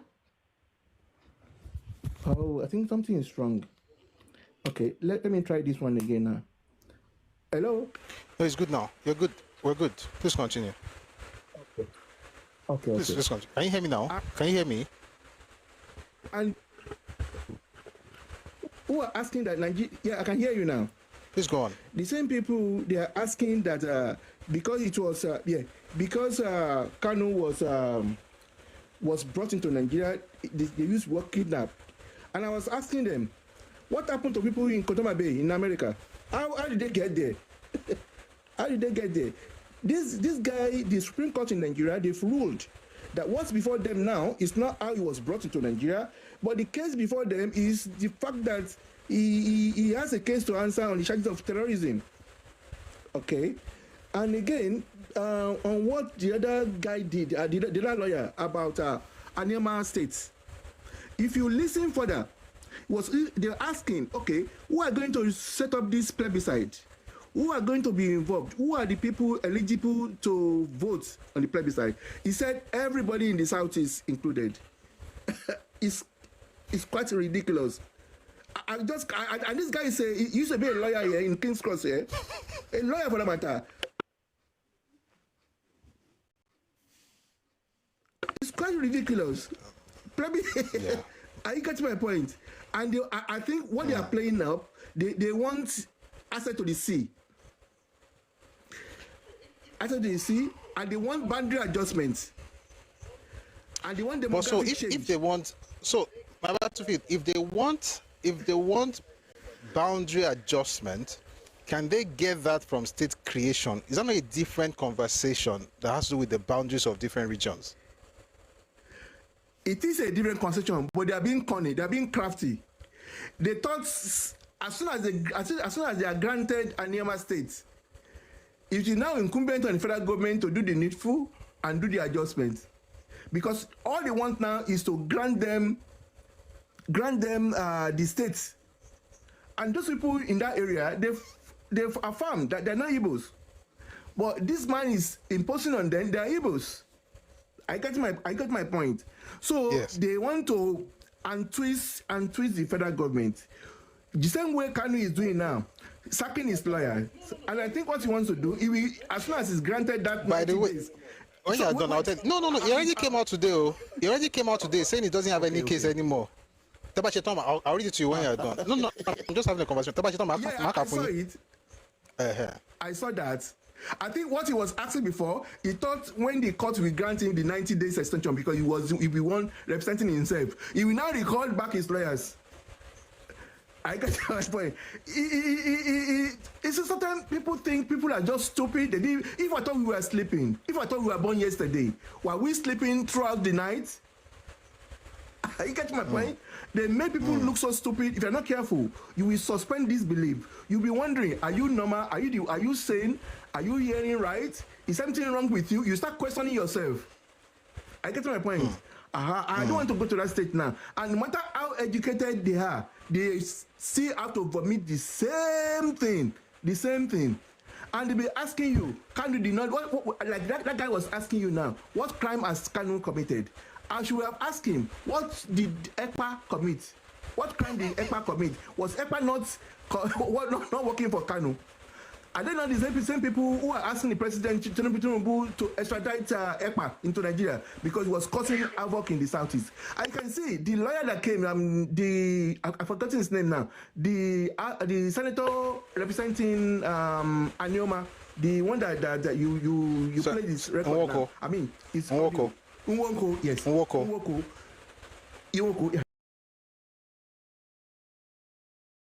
Connect the unrest in Southeast. Yeah. But it's blackmail. It's blackmail by any other means. And the more you give them, the one they want. And I've always said this, if you have 10 things to share among Nigerians, the Igbos will want 11. Yeah, they want 11. That means you can never please them. So it's impossible, like my pastor used to say. So what Nigeria needs to do now is to actually be very, very firm with these people, no blackmail, and if you see the way they're spoiling the names of Nigeria everywhere. Like the president of Niger Republic now is now in the fray as well, accusing Nigeria of doing some things. It's quite laughable, quite so silly. This would and they're now even saying that the president, the government of Kenya has sued Nigeria. He seized Nigerian assets all over the world. It's so laughable, so laughable. So I think people listening, I hope they are gaining something from it. And about cultural appropriation, people are deleting our history. If you go online now, certain things you will not see online again. You see online again. And I'm to say this, I don't care what it costs. They are using iPod to claim asylum in UK. And I am saying it now. And I know people are doing it. And that's why, yes, they are doing iPod to claim asylum in the UK. Yes, and that's why they want to prolong this thing. It is high time Nigerian government started doing something about it. Write the UK government and say this is what is happening. Otherwise, this thing will never see the end of this agitation, stupid agitation. And if they want to leave Nigeria, there's a procedure. There's a procedure they have to take. It's constitutional. They can't be gaslighting everybody anyway. We want to go, they're not yet to go. And the more you correct them, the more they go back. You see, we've reached the critical mass now. Nobody should even answer them anymore. And that's what we did before. This narrative has been going on for far too long, for about 20 years now. And people have been silent, like you said. We shouldn't keep silent anymore. People have kept so silent, so much, so that this route, they are getting more. Become so difficult.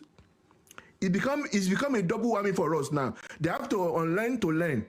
I get my point now. So it's high time Nigerian government, put a stop to all these things, because they are creating havoc. They are spelling our names everywhere. That's just my submission. Thank you very much. Thank you very much, my battlefield. Thank you. And you raised some points. I'll just read something here from Nigerian Affairs Journal. Breaking. IPOB leader Nnamdi Kanu. Sorry, I have to mute you. IPOB leader Nnamdi Kanu has announced in court that he no longer intends on opening his defense in his ongoing terrorism trial. Says there are no charges against him. Kanu, who had previously informed the court of his desire to summon witnesses by submitting a written request for witness summons, decided not to proceed with his initial plan to call witnesses to testify in his defense during his current trial for alleged terrorism charges. When the case was brought up on Monday, Kanu asserted that after reviewing the case file, he found no legitimate charges against him. He asserted that due to his belief that no legitimate charges have been brought against him and that he was subjected to an unfair trial, he sees no reason to present a defense. Justice James Omotosho instructed him to submit a written statement addressing the matter and ensure it is delivered to the prosecution. Justice Omotosho recommended that he seek guidance from criminal law specialists regarding the implications of the path he has selected. The judge has adjourned proceedings to the 4th, 5th, and 6th of November to allow for the final written arguments to be presented. This decision follows the defendant's claim that neither the evidence presented nor the charges have proven any case against him, prompting a consideration of whether he needs to present a defense. It's not the same person who said he was bringing in Governor Sanwo-Olu, Wike. He mentioned like a lot of names. Suddenly he's not going on with it. Anyway, tells us that water don't pass Gary. You mentioned the Asagwa earlier. I'd like to play you something from the Asagwa. And the gentleman who asked for stuff earlier, you can come up now. I sent you a request, but I can't see you. Anyway, this is one of the videos we played. We have online actually, where the Asagwa was interviewed, and also the Omu. Please take a listen to this.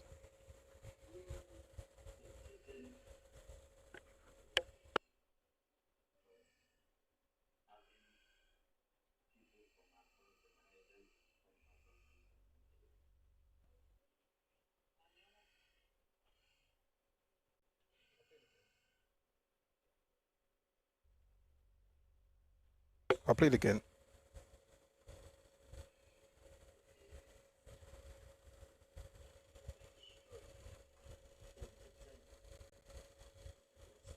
Oh, sorry. People from across the but we cannot in all conscience entertain is the prospects. People from across the Niger to become part of this undertaking. Is that what he said? He said we cannot, in good conscience, entertain people from across the Niger becoming part of this undertaking, referring to the concept, the idea of a Anioma state. You know what? I'm going to play more so that you can. In fact, it's actually longer, but just listen to both the Asagwa and then the Take a listen, please. Take a listen, please. Cannot, in all conscience, entertain is the prospects of having people from across the Niger to become part of this undertaking. Anioma people, some of us, our origin is from the east. Some Anioma people, their origin is from Igala. Some Anioma people, their origin is from Benin. Some from Yoruba land. And for the reason that some of us have different roots, our leaders in the past 60, 70 years came up with the word Anioma. The A is Aniocha. The N is Indokwa. The I is Eka. The O is Oshimiri. Rounding it up with MA, Anioma, the good land. Our elders try to fuse our people since we are from different areas and forming one people. The same thing with our people in River State. They have left the hinterland. What our brothers do not know is that the people of Ikwere, for example, they're in River State, and they're living with other people, and they're having challenges there. We are also here in Delta State. We're living with the Robos, we're living with the Chekiris, we're living with the Jos. We're also having our own peculiar challenges. So when the motherland refuses to see that those who left are having challenges, then something is wrong with that. Because but the problem is that our people in the Southeast are everywhere. They're in South Korea, North Korea, everywhere. They're like air. And what is happening in the Southeast? Desolate. The Southeast is desolate.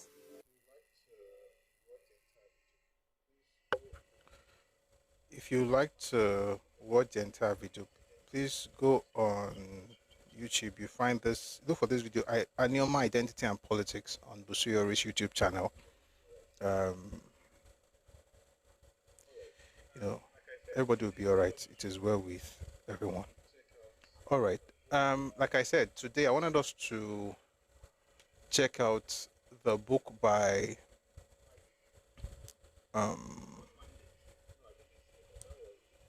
IBB. A non-mandate. No, I didn't say that. That was the former Omu. That's the most important woman in Asaba. All right. So I want to take one or two more people before we get into that, because once we get there, we're going to be here for a while. So I just laugh control with these people as well. All right. Bill, I say everybody that wants to speak has spoken. Now let me get the book. So I'm seeing things in the comment section. I'm acting like I'm not seeing them because you people are bad. You know how you have different groups converge on a place, and over time, you know, you have this Papaolo and his deputy Akintola. That will be tomorrow, 4 p.m. Ife time, West African time. Please join us. Also, we'll be having the game recording on Friday at 4 p.m. as well, Ife time, West African time. So please, if you have not registered, please register. Linktree/Redomi Global. Sorry, Linktree/Redomi Republic. All right. You'll get the form, fill it, and then you can be here to win cash prizes. All right. So somebody asked me a question a while back. And the question was about what IBB said. I responded to the person, of course, was here, so I responded to the person, but we didn't go to because it was on a Tuesday. Excuse me. So I promise we're going to have a fuller conversation on that. If you're on TikTok, please power tap. And thank you very much first, Sean. We're on 54.5K. Let's try and get this to 70K, please. Let's power tap. Thank you very, very much.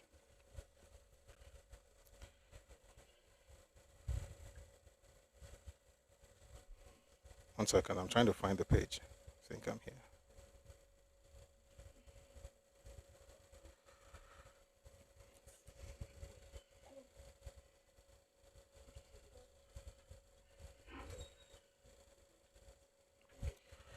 So I'm just trying to find the place so we can get deep into this.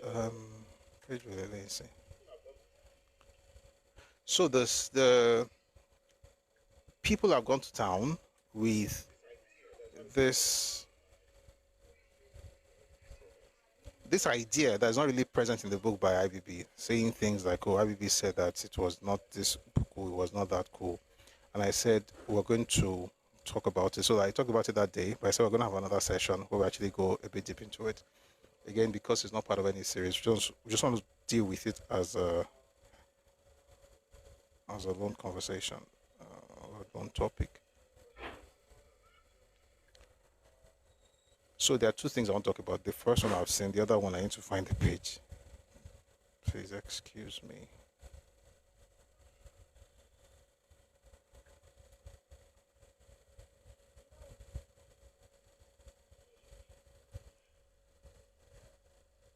What's there now?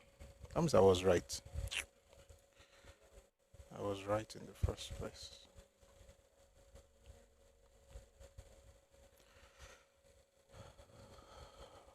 1966. All right. Topic. So we're just having conversations. Today is news and reactions. News and reactions. So I want to have a reaction now. And the reaction is basically about the code. There's a book I think we should start discussing very soon. It's a book by Tony Amadi. It's called The Other Side of Biafra. But that's not what we're discussing today, but I think it's a good book. I started reading it a while back. Not really at the time to finish, but I'll probably finish in the next couple of days. Maybe we'll discuss it, sometime.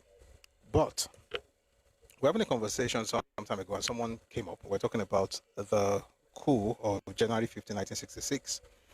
Then I mentioned that it was an Igbo coup, and then the person said, no, it's not an Igbo coup. Even General Ibrahim Badamasi Babangida said it was not an Igbo coup. So I was like, where? He said in his book. So I asked, have you read the book?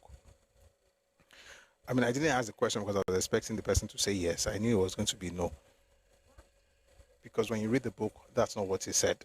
But it's a particular statement that people have, gone to town with. General IBB said it was not an Igbo coup. IBB did not say it was or it wasn't. As a matter of fact, IBB was as abstract and as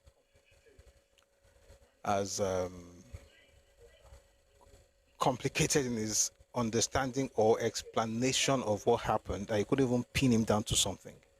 So in case you were not here that day, today is another good opportunity for us to read the book. So the book he published was called A Journey in Service.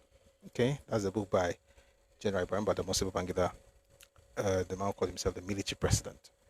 And there's a name they usually call him. Anybody knows in the comment section. I want us to have some form of interaction. Anybody knows the name they call IBB?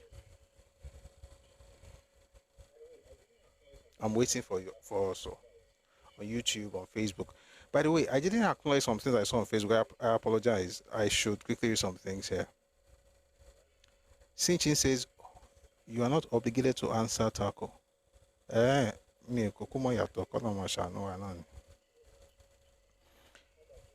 So there's some things on Facebook that I didn't respond to. Let me just quickly do that, and then I'll come back to what we're talking about.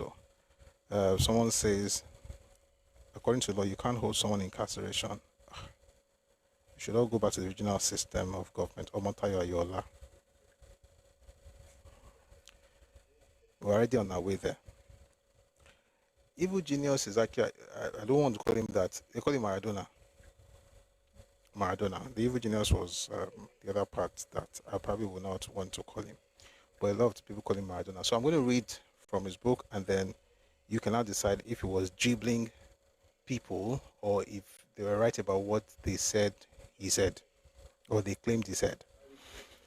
So this is from his book, A Journey in Service. I returned to Nigeria from India in January 1964 as Second Lieutenant Ibrahim Badamasi, with personal army number N438. I was promptly deployed to the reconnaissance squadron, the Turaki Squadron, 1st Brigade Kaduna. Although the overall commander of the 1st Brigade was Brigadier Samuel Adesujo Ademulegun, young officers hardly had contact with him. I had Major Chris Anufuro, Major Hassan Katina, and Major Okpo Isong as my immediate commanders. These senior officers were very kind to me in their different ways. Let me pause for a second. Major Anufuro, we know, we're going to talk about him. That's Major Chris Anufuro was one of the people who plotted the coup. Major Hassan Katina was the man who eventually became the military governor of Northern Region. Major Okpo Isong, who I don't really know. But here's the point. If these are the people that planned the coup, you already know that the person talking to you did not know anything about that coup. Like, he didn't know anything about it. And he said it, by the way, he said it himself. But let's keep reading. He says, these senior officers were very kind to me in their different ways. However, before I settled down to work at the 1st Brigade, a particular incident led me to add Babangida to my name. During official engagements, you know what, I'm going to jump all these things because that's not where we're going.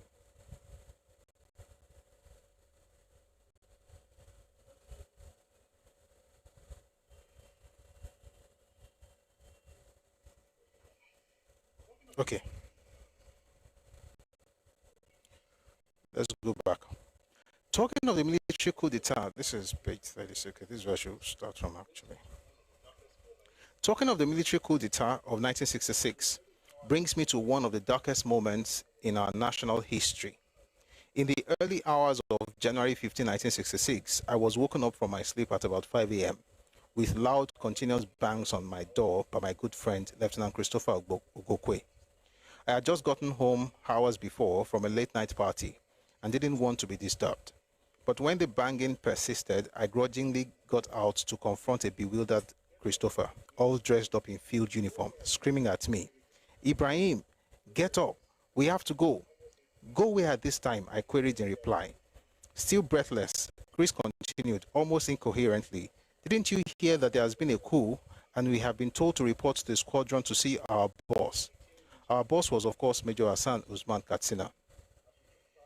I quickly changed into my uniform as we headed out to the squadron.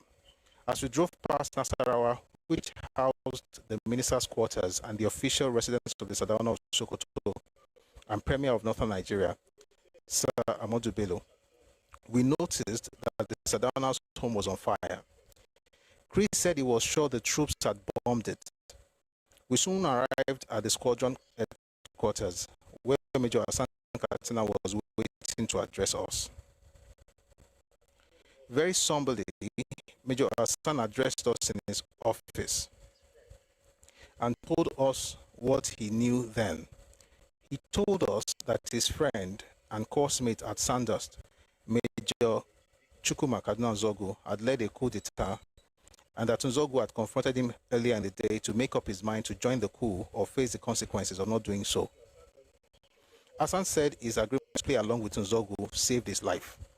Major Hassan then instructed us to ensure everybody in the squadron stayed inside. As a young lieutenant, I was lost for words.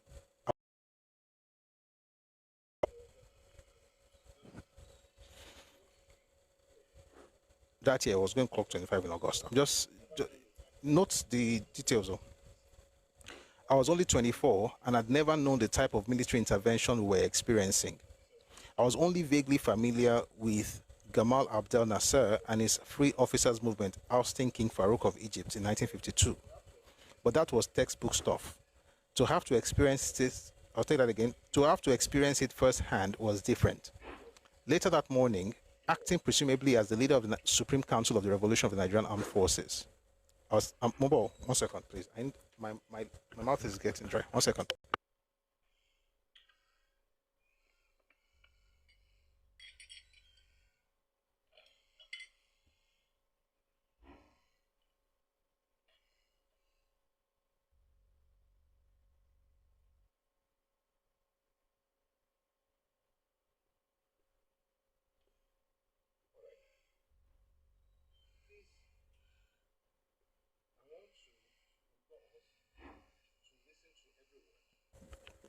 I want to implore us to listen to every word and to be very careful and note the choice of words that this author, General Badamasi Babangida, is using. So he says here, as a young second lieutenant, I was lost for words. I was only 24 and had never known the type of military intervention we were experiencing. I was only vaguely familiar with Gamal Abdel Nasser and his Free Officers Movement ousting King Farouk of Egypt in 1952. But that was textbook stuff. To have to experience it firsthand was different. Later that morning, acting presumably as the leader of the Supreme Council of the Revolution of the Nigerian Armed Forces, that's where I began to take note. Acting presumably. Why is this important? This author is writing the book in 2025. The event happened in 1966. That is about 60 odd years. About 60 years, 60 odd years, right? 59, it's almost 60. So are you saying that in 59 years, you don't really know what has happened to the point where you are now saying in 2025, presumably he spoke as the leader of the Supreme Council? Of course, he was not the leader of the Supreme Council, and he did not call himself the leader of the Supreme Council. By the way, just so in case I don't want to confuse us, let me read to you his speech. He was referring to the speech that Nzogu gave But it's important for us to, since we are having a conversation on that matter, let's look at the script, the speech that he gave. By the way, that speech that Nzogu gave is actually one of the reasons people thought it was one that led the coup. But if you say presumably in 66 or 67, I would say, okay, maybe you don't have much information. But after this many years, you are still using the word presumably.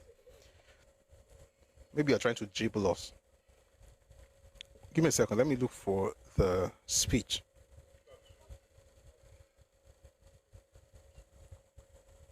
We're going back to IBP's book in a bit.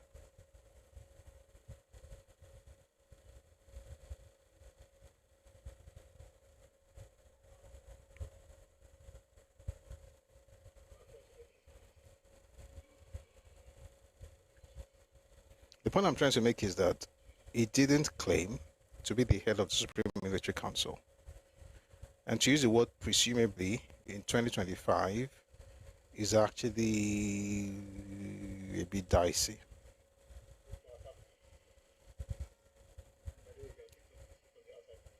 Please power tap if you're on TikTok, please. And by the way, if you're on TikTok, please click on the out icon above me. Join the team, drop a gift, drop a heart me. Let's push this out to the FYP, okay? Now let me read the speech. In the name, this is what Nzogu said in 1966. In the name of the Supreme Council of the Revolution of the Nigerian Armed Forces, I declare martial law over the northern provinces of Nigeria. The constitution is suspended. Why is he talking like this? Because he was in Kaduna, the base of the northern region. And whatever he was saying to the people in the northern region. And he was the one who coordinated the coup in the northern region. By the way, this is a question in one of our upcoming, game shows. He was not the one who led the coup. He was one who coordinated the coup in the north.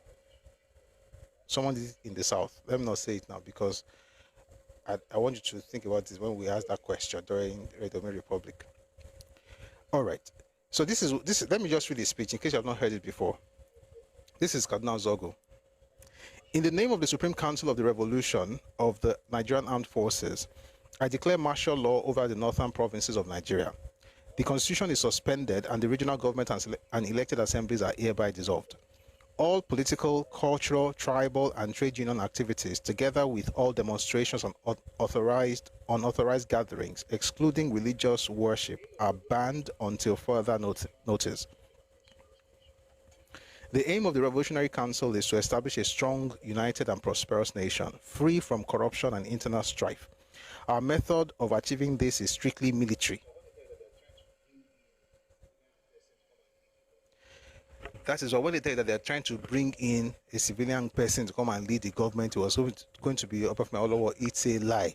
You will not find it in any book before 1967. The first time that statement came out was in 67, more than 1 year after the fact. And when they tell you, go and read Ademulegun, he didn't, sorry, what's his name? Ademoyega, go and read Why We Struck. Ademoyega did not say that in the book. I've read the book. They only mention that not because they've read it themselves. They mention it because the author is Yoruba. And they are telling you that if the author is Yoruba and was part of the coup, that means you don't ask any questions. So when they tell you to read that book, they haven't read it themselves. So he's saying here that our method of achieving this is strictly military, but we have no doubt that every Nigerian will give us maximum cooperation. In other words, there was no civilian involvement in the plan they had. It was strictly military. And that much you will find if you read the book by Wale Ademoyega, Why We Struck. It had nothing to do with the civilian government. Anyway, the reason I came to this stuff is not to read the entire thing. It's just to show us what he said when they went on this, shall I call it, adventure. He did not call himself the head of the Supreme Military Council. And I think it was not too cool that Babangida will be writing in 2025 and use the word presumably. Now, if you didn't catch that, many things that he's saying may start flying over our heads because a lot of presumptions, but later that morning, back to Abibi's book now. Later that morning, acting presumably as the leader of the Supreme Council of the Revolution of the Nigerian Armed Forces, Major Nzogu addressed all officers in Kaduna at the brigade headquarters. Looking quite ruffled in his bandaged neck and left arm, Nzogu, in a speech in which he referred to us as comrades, informed us that the military had taken over the government of Nigeria and that he had secured northern Nigeria in the name of the Supreme Council of the Revolution. He then appealed for cooperation and understanding from all the officers present.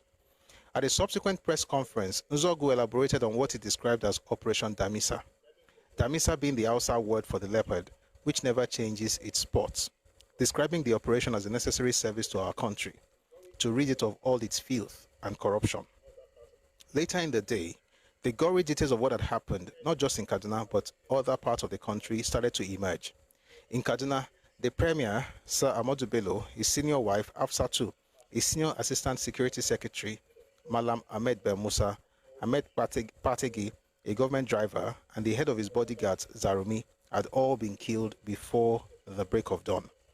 There were other killings in Kaduna. The commander of the 1st Brigade of the Nigerian Army, Brigadier Samuel Ademulegun, and his pregnant wife, Latifa, whom every senior officer jocularly referred to as Sissy Nurse, was gunned down in their bedroom. Not, by the way, she was pregnant, 8 months, when she was killed. Not far away from their residence, the Deputy Commandant of the Nigerian Defense Academy, Colonel Ralph Shodende, was also murdered. Outside Kaduna, the story was duplicated in Ibadan and Lagos. In Ibadan, the Deputy Prime Minister, I'll take it all over again. Outside Kaduna, the story was duplicated in Ibadan and Lagos. In Ibadan, the Deputy Premier, Chief Remifa Anikayode, was arrested and detained. The Premier, Chief Samuel Adoke Akintola, was not so lucky. The coup plotters killed him after he tried to put up a fight. The Lagos scene was just as horrific. Apart from Prime Minister Sir Bubakar Tafawa Balewa and Finance Minister Chief Festus Okotiebo, who were kidnapped from their residences and later murdered, much of the leadership of the Nigerian army was wiped out by the plotters.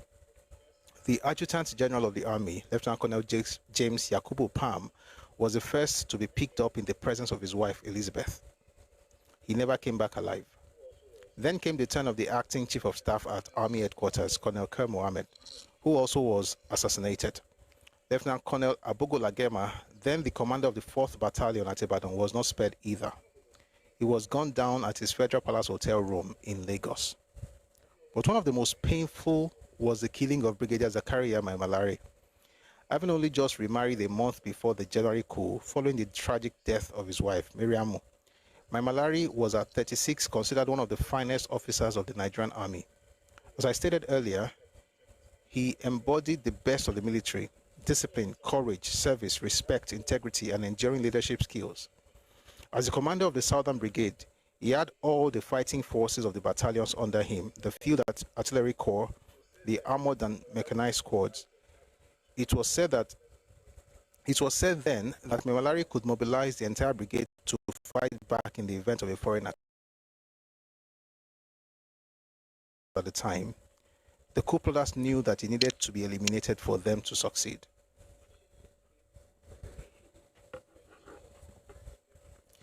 He initially escaped the mutineers when they struck at his 11 Thompson Avenue residence at Ikoyi, Lagos. But when from his hiding place in the shrubs around his home, he spotted his chief of staff, Brigade Major Emmanuel Ifajuna, driving past. He came out of hiding, believing he was safe. Unknown to him, Major Ifajuna was one of the plotters. Almost instantly, Malari was gunned down by his chief of staff. What he's saying basically is this, and I've read it before, we're not going to spend too much time on it, but it's important to mention it. Malari was escaping.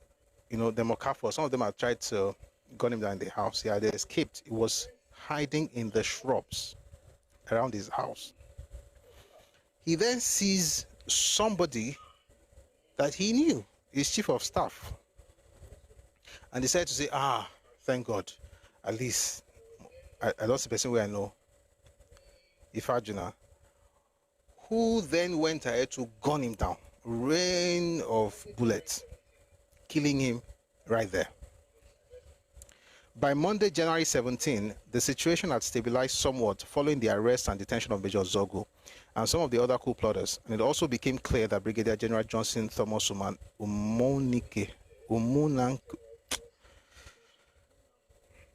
And it also became clear that Brigadier General Johnson Thomas Omunakwe Agui Ironsi had assumed power as head of the Federal Military Government and Supreme Commander of the Armed Forces of the Federal Republic of Nigeria. It was a terrible time for the Nigerian military.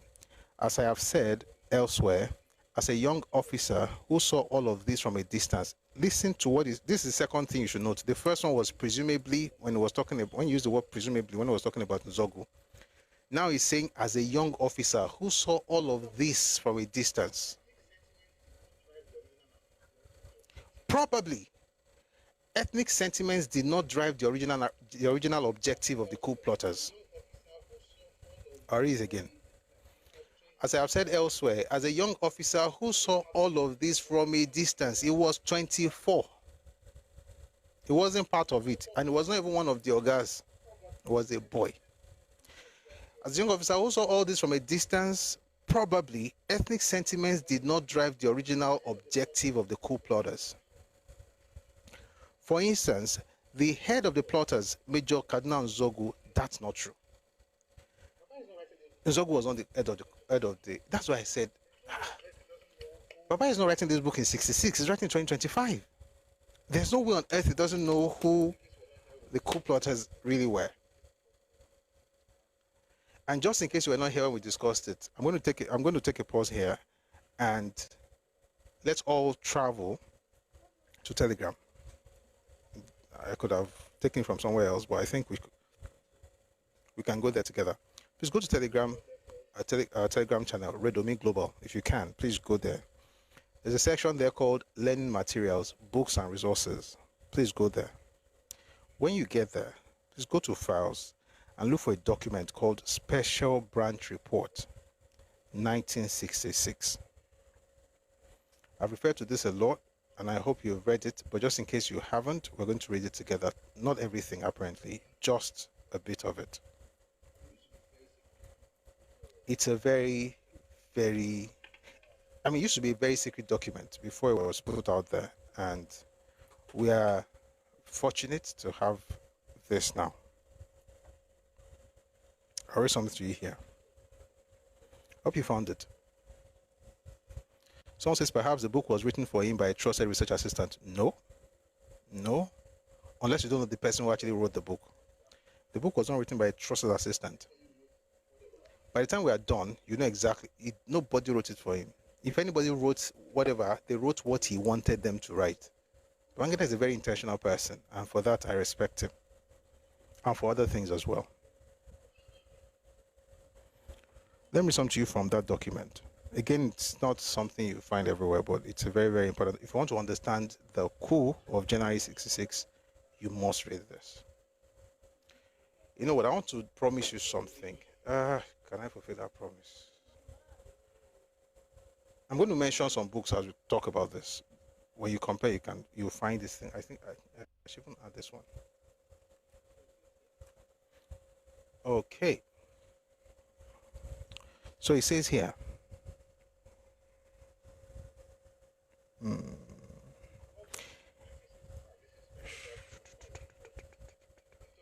In August 1965, this is Special Branch Report. Why is it important?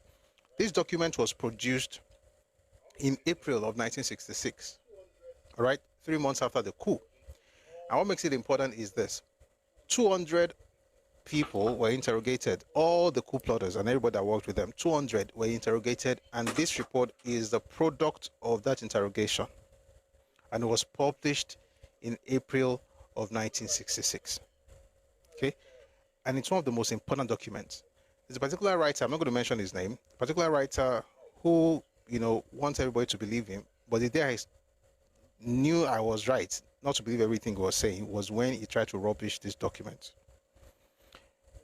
This document is a very important one. Let me read something to you from here.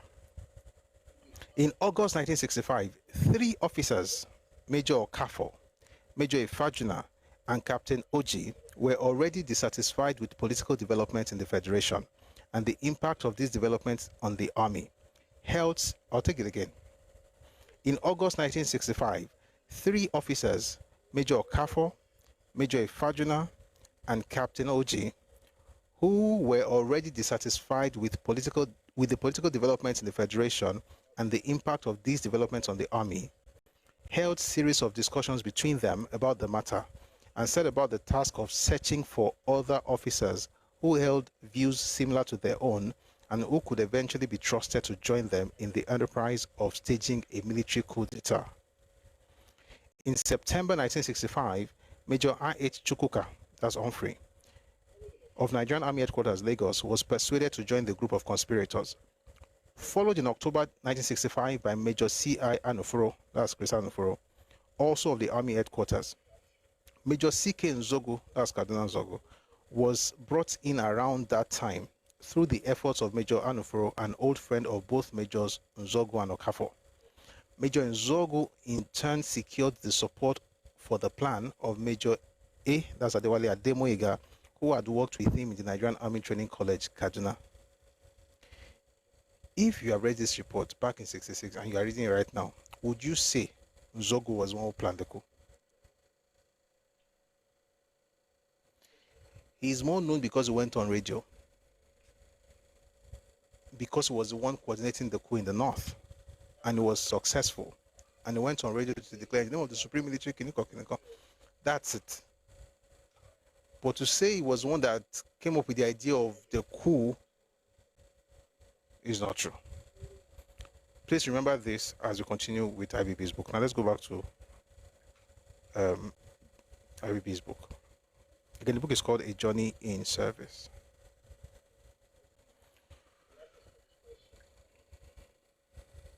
By the way, I'm already giving you, we're asking some of these questions at Radio Republic. It could be today, it could be tomorrow, just be ready. Anyway, so back to this now. So knowing that, let's go back to A Journey in Service. It says, for instance, let me go back just a little bit. It was a terrible time for the Nigerian military. As I have said elsewhere, as a young officer who saw all of this from a distance, probably ethnic sentiments did not drive the original objective of the coup plotters. What do you see? Number one, I was young. Number two, there's a probability it was not really ethnic. He's not saying anything categorically. It's gibbling. He's gibbling us. The way I can't get here, but let's continue. So I was a young officer. I saw it from a distance, but probably there's no ethnic sentiments. For instance, the head of the plotters, Nzogu, was not the head of the plotters. I want to stop to say something again. I put something out the other day, and an elderly man, of course, I don't know him, but of course I respect his age, said something like, I was there, and I was like, Chief, just because you were there, I respect your age as a person, but just because you were alive when certain things happened doesn't mean you know what happened. Listen, I watched an interview, someone sent me an interview last week from a person who, they said fought in the Biafran War. He was talking, it was wrong. It was wrong, very wrong. What did you do? You carry gun and you were a foot soldier. You didn't know what happened behind the scenes. You were not part of the conversations. You don't know why you were doing what you were doing. You were doing what you were told to do. You don't know what happened. You know what you saw and what you were told. Why they told you that thing, you don't know. That's why even you have to study what happened. You can't say because I was there. There are many things happening today. In the next 15 years, your children ask you what happened. Because you're alive now doesn't mean you understand what happened. It doesn't mean you understand. It doesn't mean, I don't want to give an example now. But what I'm saying basically is that just because a person was alive does not mean they get it. There are things happening today we don't understand. Our children will ask us in the next 5, 10, 15 years. You probably have to study to get it.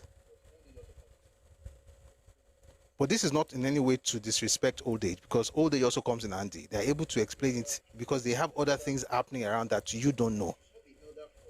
So if the elder, I consult the elder for what he can also add to the conversation. For instance, there's certain things that happened that he saw, and then you can add that. But you can't say because of what he said. One of them this one is actually a baby, like a toy. It says, were you there? Ademoyiga that was part of the coup. Have you read his book, Afam Charles? I know that's not what you would do, because nobody's going to pay you for it. If you're not paid, you can't read. And when you read, you only read receipts. Ademoyega's book is here. I even have a number of his books. I have a number of copies.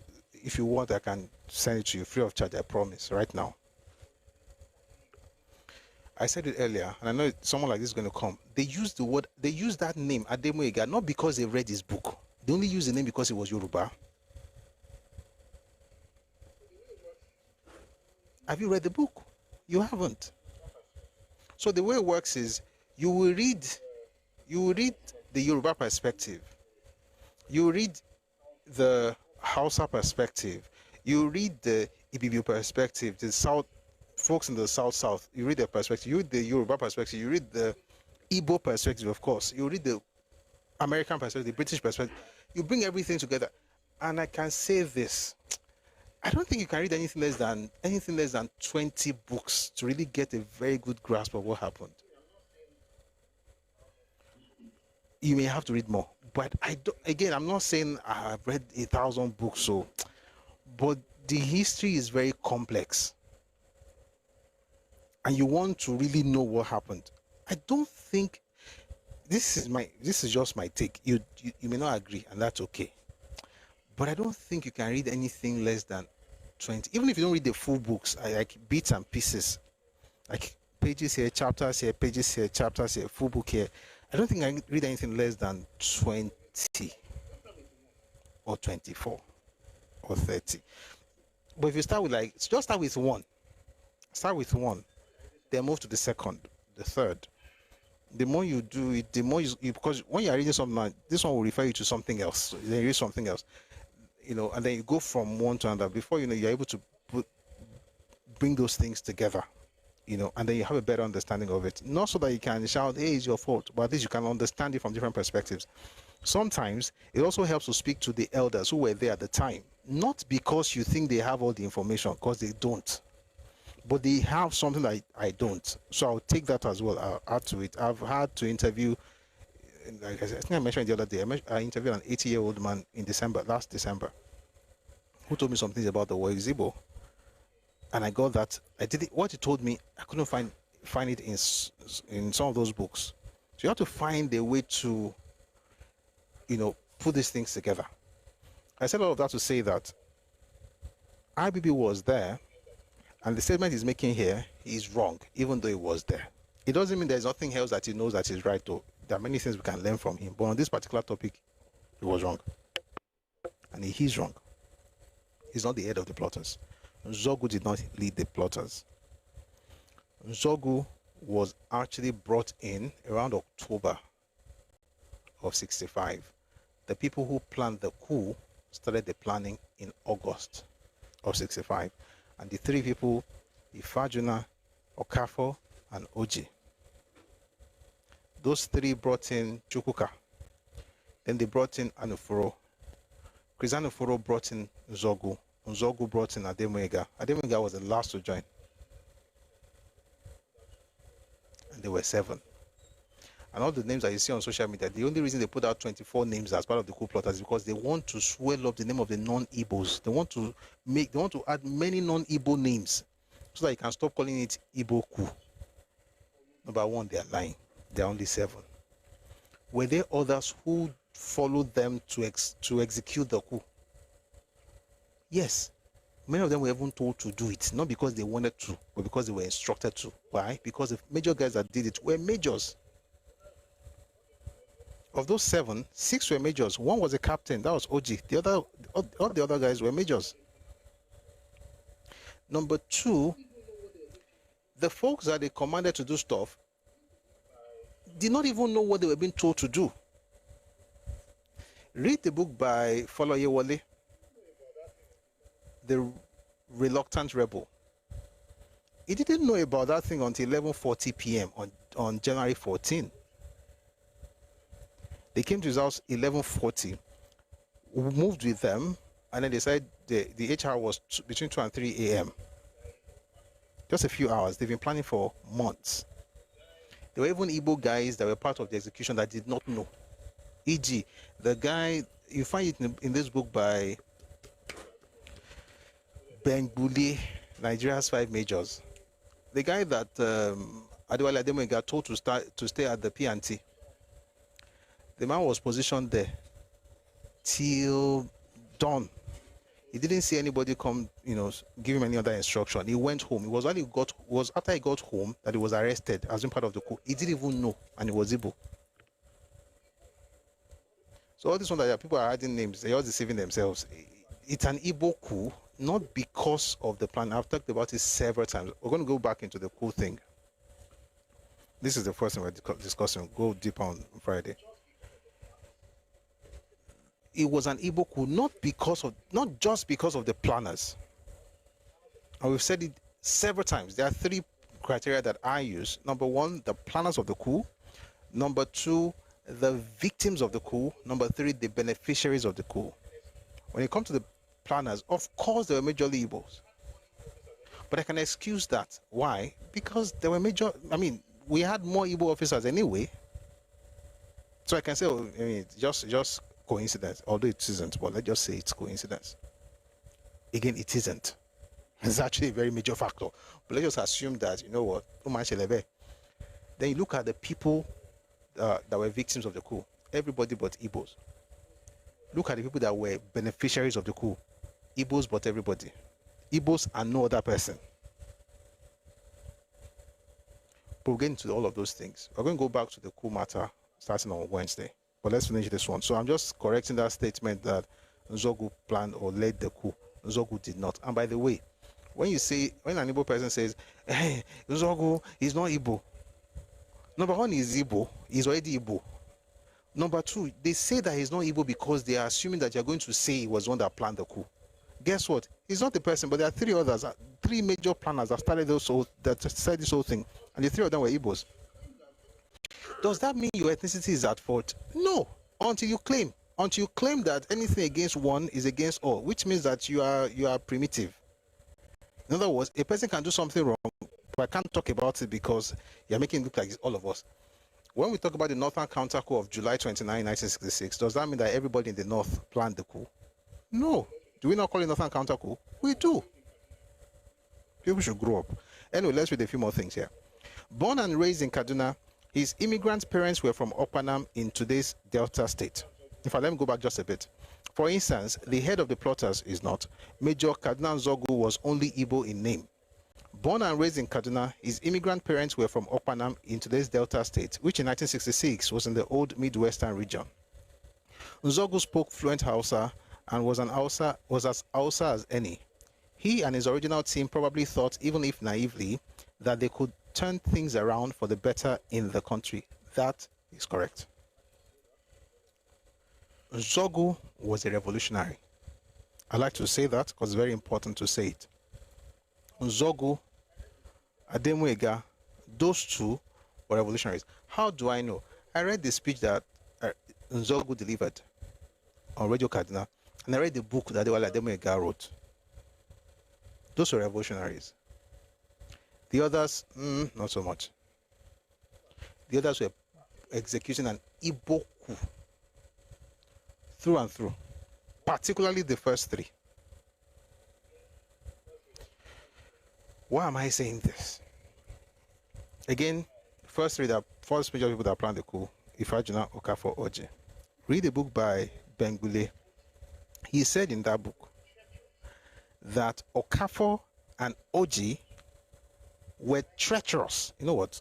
It's not today, but I've got to, now that I've mentioned, I like, 1 second. Yeah.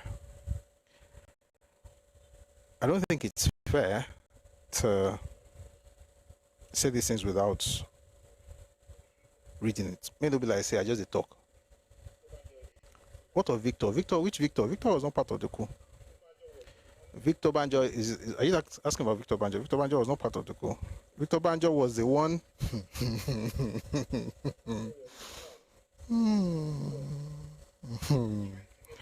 Victor Banjo was the one who was trying to get officers to work with Iransi. He was the one doing One Nigeria. He was one talking to everybody, north, south, everybody. We've got to work with the new head of state, Ironsi. He did all of that until the 16th. He did that work within 24 hours between Saturday, January 15 to Sunday, January 16. By the way, Ironsi was made head of state or made himself head of state on a Sunday. Anyway, he did all of the running around between Saturday and Sunday. By Monday, that same Ironsi ordered him arrested. And that's why I tell people, Ironsi did not stop any coup. Ironsi was part of the coup. And if you doubt it, I think we should have a full session on this thing all over again. But there are two books I can quickly recommend. Read Go On, The Biography of a Soldier Statesman by J. Isawa Eligo, and read A Tragedy Without Heroes by Larry M. Njoku. You see what, and then read The Reminiscences by David Ejo. You see what Ironsi did in the early hours of Saturday. Then when you read Beckon to Serve by Shehu Shagari, you see what he did in the afternoon of Saturday and in the evening of Sunday. Afternoon and evening of Sunday. We discuss this truth with all respect and due respect, and everybody's loving Nigeria. We are all one Nigeria, but we shall discuss these things. But Victor Banjo was not part of the coup. Victor Banjo was invited to be part of another coup. That was a coup that was planned in 1964 by Odumegwu Ojukwu. He invited 4 people. He invited Wellington Bassey. He invited Victor Banjo. He got those ones to work with him. Then he invited David Ejo and Yakubu Gowon. Those 2 went against him. That's why, by the way, what I just said right now, you find in Reminiscences by David Ejo. But that's why when you read the book by Frederick Forsyth, Emeka, that's why he was throwing jabs at Gowon, saying he was always going to run to Oyinbo, because those 2 reported him to Forster. Anyway, they told Victor Banjo was not part of it, but by Monday morning, from going to say hello to Ironsi, he found himself in a ship in prison. They were going to kill him. They would have killed him that morning. They didn't kill him for one reason and one reason only. There was a foreigner at the reception. That's why they didn't kill him. You find that in the book by Adeton Ogunse, A Break in the Silence. They were going to kill him. Now moved him from I'll answer your question, from the ship to Kirikiri, from Kirikiri to Ikorekpone, from Ikorekpone to Enugu. That's the story of his life, and then until he was released in 1967. Is Maxillian a credible writer?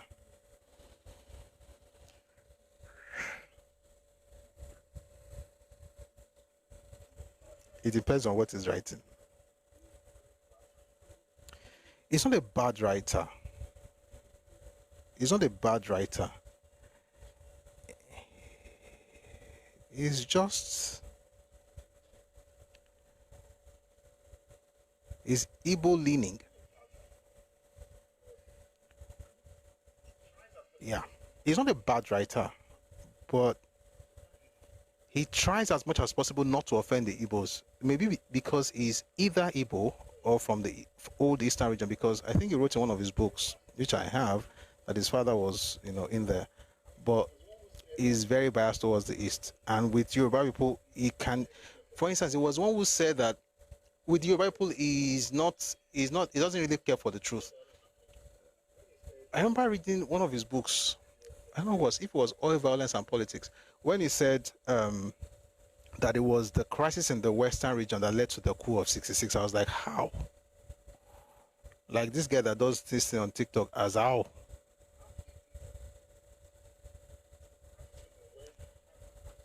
How could it be the crisis in the West happened in the last quarter of 65? The people planning the coup started planning in August. How is what happened in October the one influencing what happened in August? Is your calendar upside down? So essentially, And it's the one who also doesn't like special branch report. AFAM says you can never know the aim of the coup more than the coup plotters. Nobody apart from the plotters. That's why I say you should read. Kawe, AFAM, read. I'm telling you where to find the intentions of the coup plotters, but you are not listening because on the folklore back barrel. Read. You want to know the intention of the coup plotters? I'm telling you where to find it. Jesus is Lord. Do you like Olusegun Obasanjo? Read in Zogu by Olusegun Obasanjo. Start with that one. I haven't mentioned that you can get a free material on Radio Me Global. Right now, if you go there, you find it. It's not a document that's very popular, but it's been out for a bit. We're telling you what the coup plotter said, yet you are saying you cannot know it unless the coup plotter. Who planned the coup that was part that have written a book? Ademoyega wrote a book, Why We Struck. Have you read it? Special branch report interrogated all of them. Have you read the report? I've mentioned the one by Bengbuli. Have you read it? I've mentioned the one by, although Bule was not one of the coup plotters, but was one of the people that executed it. You have not read that one. You've not read the one by Fola Adeola. Fola Oyewole. Fola Adeola is GT Bank. Fola Oyewole, the reluctant rebel, reminisces, David Ejo. Go on. Biography of a soldier statesman. J. Sawel. Like, I've mentioned all these books. As is the only thing you know in your life is the lies they've told you. By the way, you don't even know the lies, because if I ask you a question now, you say Nzogu did it. Anyway, let's go to the way IBB's perspective. No.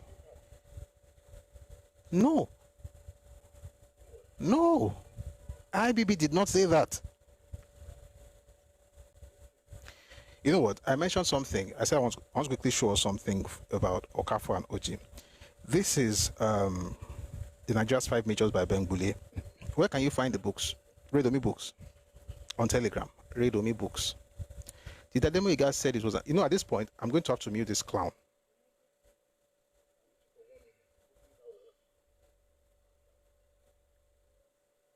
I'll mute you for 1 minute. Hopefully that will help you, calm down. Don't ask me stupid questions. You know what? I don't think it's that stupid. We'll discuss that question on Wednesday. How about that? Does that make you happy? Let me write it down. Where's this notes? Let me write it down.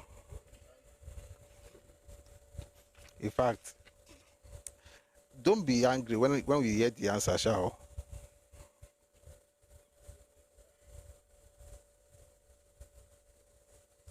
You said that Ademoyega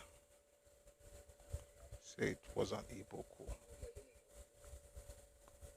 The question I'm going to ask you is this. Is it only Ademoyega we're supposed to listen to?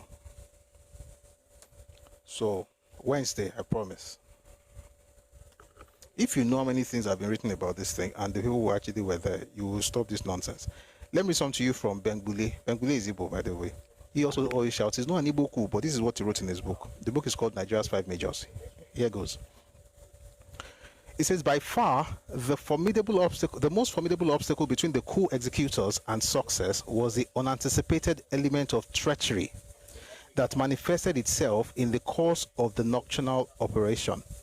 In that regard, and to begin with, both Major Don Okafor and Captain Ogbo Oji, the latter of whom was Ironsi's kinsman from Umaya, had taken a stand against any step that might embody the killing of Ironsi. The very same man who, at the most crucial stage of the operation, called out the troops of the 2nd Infantry Battalion with orders to quell the rebellion. It was, to say the least, too much of a coincidence that while the two would-be assassins were pointedly making for the GOC's residence, hoping to apprehend him, he himself was at the same time heading towards Ikeja to enlist the support of the personnel of the said 2nd Battalion with a view of quelling the coup. Obviously, someone must have tipped off the superior officer. That's from Bengbuli. And he was careful to make us realize that Oji is from the same hometown as Ironsi, Umaya. Then he said it was too much of a coincidence, and he called it the element of treachery that manifested itself in the course of the operation. At the time they were going to kill Ironsi, that was the exact same time that it was even in the house.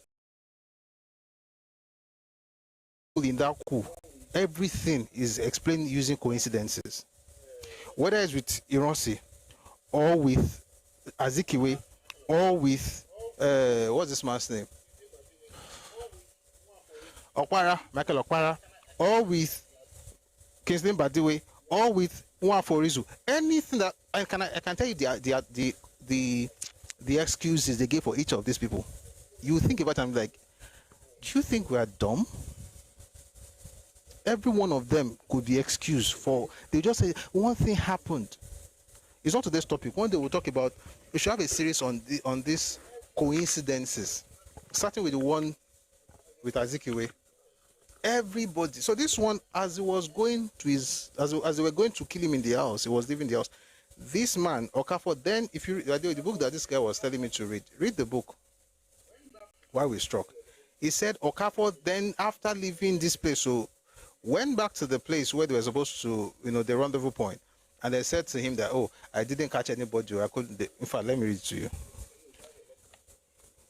guys. He mentioned again. Hey, if you're Yoruba here, let me tell you something. If you speak on the wall, the only name that you'll be told to go and read is Adewale Ademoyega. So my advice is, why not just kuku read him? Why not kuku read him? Read the book. And you discover that the person telling you to read the book has never in his life read it and is not planning to ever read it. Afam Charles, why did they not kill Ironsi?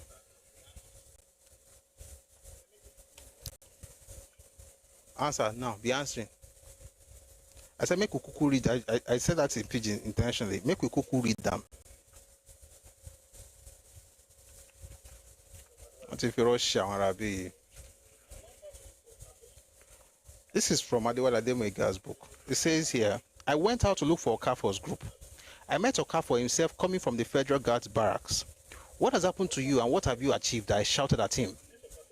If I let me do like drama. I went out to look for Okafor's group. I met Okafor himself coming from the Federal Guards barracks. What has happened to you and what have you achieved? I shouted at him. I have just lost my command, Okafor said slowly. The news sent cold sweat through my spine. I almost shivered. Oh no, what have you done wrong? What's all this about? I spoke to my RSM just now and he nearly shot me. He said the GOC had been to the barracks. I did not meet him there, explained Okafor. What? Did he escape from you? I asked. Arrest him. I found that he was not there. He had not yet returned from the party. Which party? I asked. Everybody had left the party since 9 last night. No, it was another party. He had been to another party after Mimalari's party. Now he had been in here. He commanded the troops not to take any orders from me, and none of them would obey me now. In fact, they were ready to shoot me. It was shocking. It was horrible. If we could no longer use the Federal Guards, what troops could we use? Where were the men? Which was the force to rely upon? Why was it that your own group did not achieve anything? I asked Okafor. No answer. I returned to the main group at the officers' mess. Okafor came along with his bad news that General Ironsi had not been found at home when he went there. He was said to have gone to another party after Mimalari's. You know what? I could go to what happened after that party in the book called Go On, the biography of a social statesman. So he says, oh, but he had since surfaced at the Dodan barracks and succeeded in raising troops against us, claiming that he did not know what was happening. What if I told you that at this point, he had not even raised any troops against them? Nothing happened until past 5. And it happened at the behest of Gowon, not of, what's his name? Ironsi. But it's not today's topic. Ayabala and Sheyi, go back to the real topic. The real thing we want to discuss today is just IPP's book. But please, Afam, just calm down. Don't mention a book that you have not read. God bless you. Back to IBB.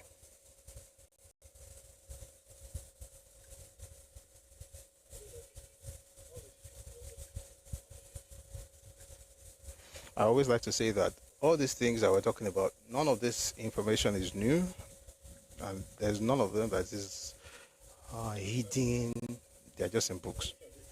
All right. So he says, back to IBBs now. For instance, the head of the plot as Major Kaduna Nzogbu was only Igbo in name. Born and raised in Kaduna, his immigrant parents were from Okpanam in today's Delta State, which in 1966 was in the old Midwestern region. Nzogbu spoke fluent Hausa and was as Hausa as any.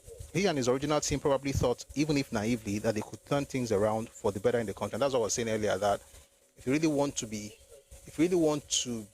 objective, you would most likely arrive at this conclusion that Nzogbu was revolutionary. He was not about an ethnic coup. He was not doing any Igbo coup himself and Ademoyiga. And you can tell from 2 books and 1 resource you can find online right now. The resource you can find online right now is his speech on January 15 in Radio Kaduna. Read that speech. Read the book by Olusegun Obasanjo on Nzogbu. Then read Adewale Ademoyiga's book, where he also describes Nzogbu and what his own plan was, or what their plan was, why we struck. Put all those things together. He was a revolutionary. But that does not mean the coup was revolutionary. The coup was an Igbo coup. But let's continue. That said, it was heinously callous for Nzogbu to have murdered Sir Ahmadu Bello and his wife Afsatu, because not only were they eminently adored by many, but also because they were said not to have put up a fight. From that moment, the Posh was infiltrated by outsiders. IBBO. From that moment, the Posh was infiltrated by outsiders to its supposed original intention, and it took on an unmistakably ethnic coloration, compounded by the fact that there were no related coup activities in the eastern region. Who is talking?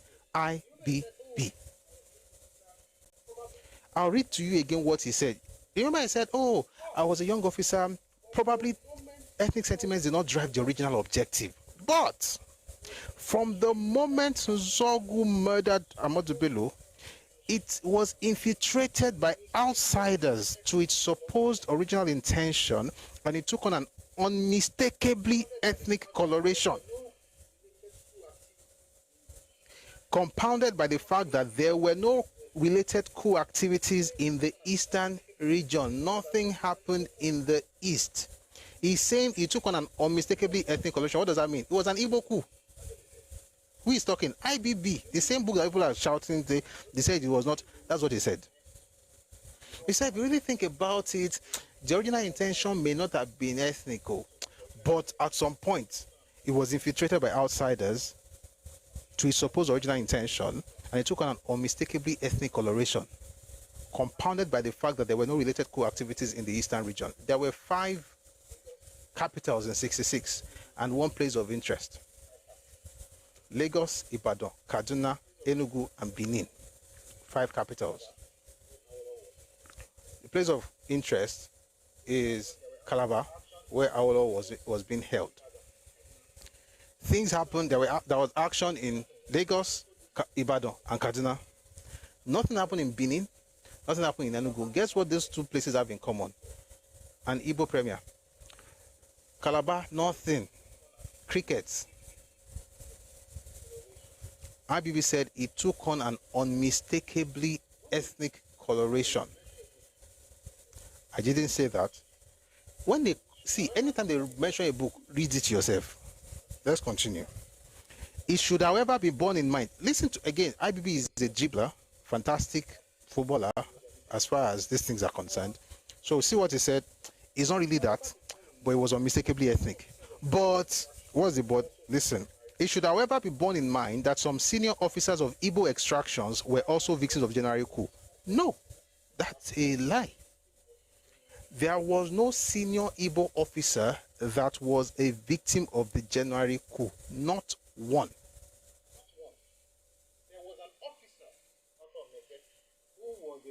Not one. There was an officer, Arthur Negbe, who was a victim, but he was not a senior officer. He was a quartermaster. Quartermaster is not a senior officer. And that's why this man did not mention any name. IBB. Why? because it's dribbling us. It says, it should, however, be borne in mind that some senior officers of Igbo extraction, who, no names, were also victims of the January coup. Who, no names.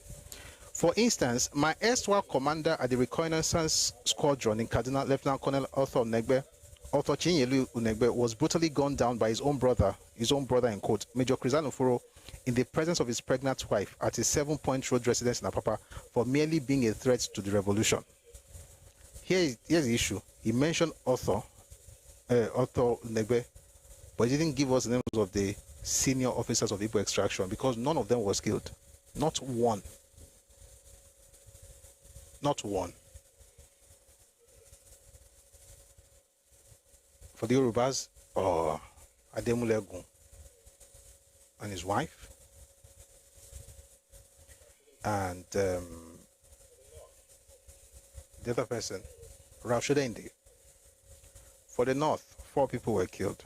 Memalari was killed, Kar Mohammed was killed, Lagema was killed, Palm was killed. For the East, cricket. No, it wasn't a senior officer. It says, bear in mind that senior officers of Igbo extraction were also victims. We don't have those names because they didn't exist. So it then says, as a disciplined and strict officer who, as the quartermaster general of the army, was also in charge of ammunition, weapons, equipment, vehicles, and other vital items for the army, the coup plotters feared that he might not cooperate with them. It should also be remembered that some non-Igbo officers, like Major Adewale Ademoyega, Captain Ganiyo Adeleke, Lieutenants Fola Oyewole, and Olafimiyon, took part in the failed coup. Again, this man is playing us. So let's quickly answer this. Did they take part in the coup? Oh, yes, they did. Were they part of the coup plotters? No, they weren't. How do I know? Let's quickly do something. Time's a law board. We'll see what we can do. I'll read some to you here.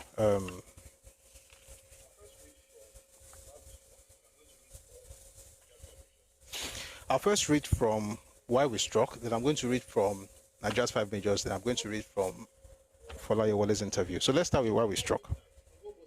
Before midnight, this is from Adewale Ademoyega, who he mentioned. Before midnight, Onwobosi and his second-in-command were ready to move with about 25 of their battery men. At midnight, Onwobosi was waiting by the telephone. That's the one in Ibadan, the one that went to unalive the premiers, Chief S.L.A. Akintola. The one went to unalive the premier in Ibadan. That's Onwobosi. At midnight, Onwobosi was waiting by the telephone to receive the final order from Lagos to move. That's from Abeokuta to Lagos. Sorry, from Abeokuta to Ibadan to go and do the terrible thing he wanted to do. At about 23 hours, that's 11 p.m., a group of officers, please take a listen, please pay attention. No. At about 23 hours, 11 p.m., a group of officers were assembled at the military quarter of Major Ifajuna at Apapa. These included the officers who took part in the planning of the coup, namely Ifajuna, Anufuro, Okafo, Chukwuka, and myself. With us were a number of young officers, captains and subalterns who had only just been summoned from the officers' mess for the operations. Not more than 2 of them had previous knowledge of the operation. In other words, they did not know that this was going to happen. They didn't even know they were going to have any operation. One of these was a staff officer working with the Ifajuna, and the other was a subaltern working with Major Kafo. Neither of these 2 was Yoruba. How do I know? Let's quickly read. This is going to take time, but I think we can make it happen. We're going to read an interview granted by Fola Oyewole. Remember what this man said? He said that, one second. He said, let me read just one more time. It says here that at about 11 p.m., about 2300 hours, a group of officers were assembled at the military quarter of Major Ifajuna at Apapa. Then he mentioned the people that were there. He said this included the officers who took part. What he explained that the ones I'm about to mention now are the ones who took part in the planning of the coup, namely Ifajuna, Anufuro, Okafo, Chukwuka, and myself. There are 5. there are only 2 people that are not there of the original 7. One is the one coordinating the stuff in the north.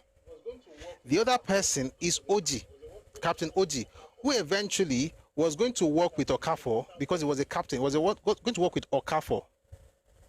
And it must have been the subaltern working with Major Okafor. And then he says one of this was a staff officer working with Ifajuna. And then back to what I was saying. This included the officers who took part in the planning of the coup, namely Ifajuna, Nuforo, Okafor, Chukwuka, and myself. With us were a number of young officers, captains and subalterns, who had only just been summoned from the officers' mess for the operations. Or more. They didn't know about it. Not more than 2 of them had previous knowledge of the operation.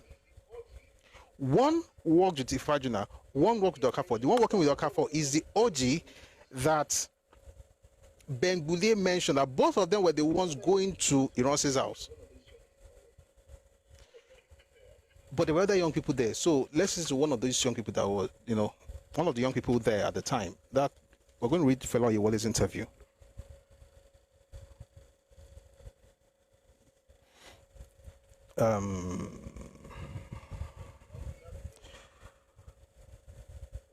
Okay. It was on the allegation. Come, 1 second. Oh, good. It was on the allegation that you were among the people that planned the coup, that you were detained by the federal government. We want you to assess the situation then that really prompted the military to strike. And this is the answer from Fela Oyewole. I was not one of the master planners of the coup. It will interest you to know that by 11:30 on the night of January 14, 1966, I had no clue about the coup, no clue whatsoever. So why did they link you? Then he says, precisely, I was friendly with Emmanuel Fajuna, who was the brigade general, and then after they had planned and done everything possible, as the saying goes, some of the people who agreed to what they had agreed decided not to take part. It is a matter of getting anybody who could help. And by virtue of my position, I had a telephone in my house, which was the same thing that happened to most people there. The original planners started telephoning. Where are you? I want to see you. It was an emergency period. I was second in command to the transport brigade in Apapa, and we were on 24-hour alert. So like they would say something like this, something is happening in Ogbomoso, blah, blah, blah. Can you help out? We did get instructions 24 hours. It didn't come as a surprise. So that is what happened. They drove to my house at about 25 minutes to 12 and asked me to come to Ifajuna's house, which is where Ademega was talking about in his book that they gathered. Asked me to come to Ifajuna's house. I got there and I saw a lot of officers sitting down, and they had even finished what they were talking about, and they said, you stay and I will brief you.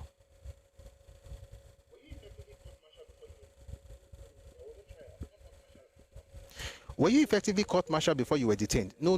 There wasn't trial, no court-martial, nothing. I tell you, I got picked up before 8 o'clock on Saturday morning, and a group of senior officers interviewed me. I told them what I know, and they said, go and wait. That was the beginning of it all. He said there that he was picked up before 8 o'clock. Another person was picked up before 8 o'clock. Let's go and listen to that person. We're coming back to this book. We want to check out another person that was picked up before 8 o'clock. By the way, this one is not even Yoruba. So no go be like saying a Yoruba agenda. He said he was picked up before 8 o'clock. He didn't know anything. He was called at 11:35 p.m., 25 minutes to 12. For what they done they planned since August. This was January 14th. This, 1 second.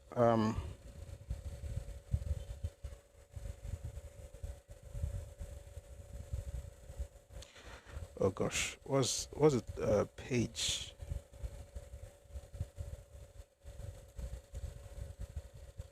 I'm gonna find it. So I'm going to read from Ben Boulier's book.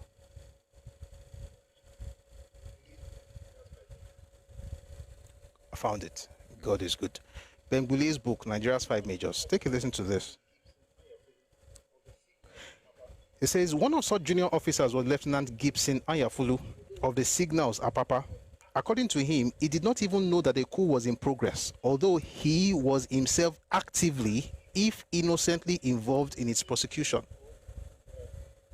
Actively, if innocently involved in the prosecution. On the very night of the operation, at about 100 hours, that's 1 a.m., he was woken up by the BM of the 2nd Brigade, Major Ima Ifeajuna, and told to get dressed immediately because there had been an emergency, and hence the need for an internal security operation. Incidentally, the military push had coincided with Lieutenant Ayafulu's 6th week in the Nigerian army. He had therefore only little knowledge of the loaded Sten gun which Major Ifeajuna had thrust into his hands. In fact, he had not been amply acquainted with the mechanics of weapon handling as a whole. Later on, he was taken by Major Wale Ademoyiga to the P&T headquarters in Lagos Island, and left there with instructions to proceed to paralyze all the vital items of communication equipment inside the building.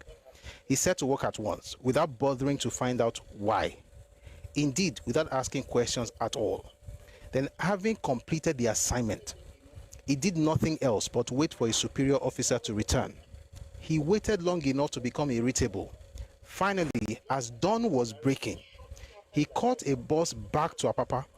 It was not until he was arrested shortly after his arrival at the officers' mess at Apapa that he realized he had just taken part in a botched-up military coup. What's his name? Ayafulu. Just like the other person, early in the morning, as he was getting home like this, they catch him.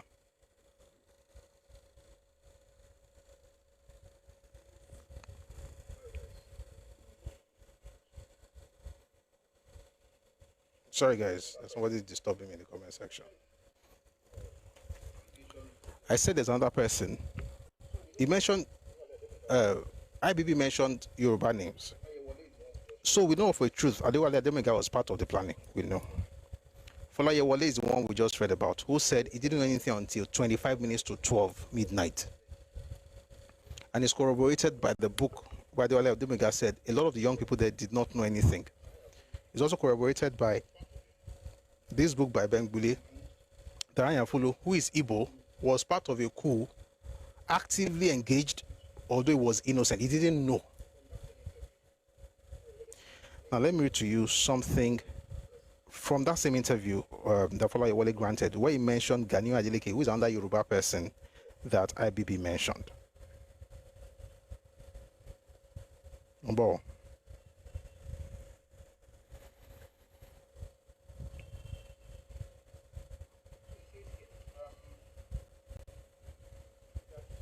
Brilliant.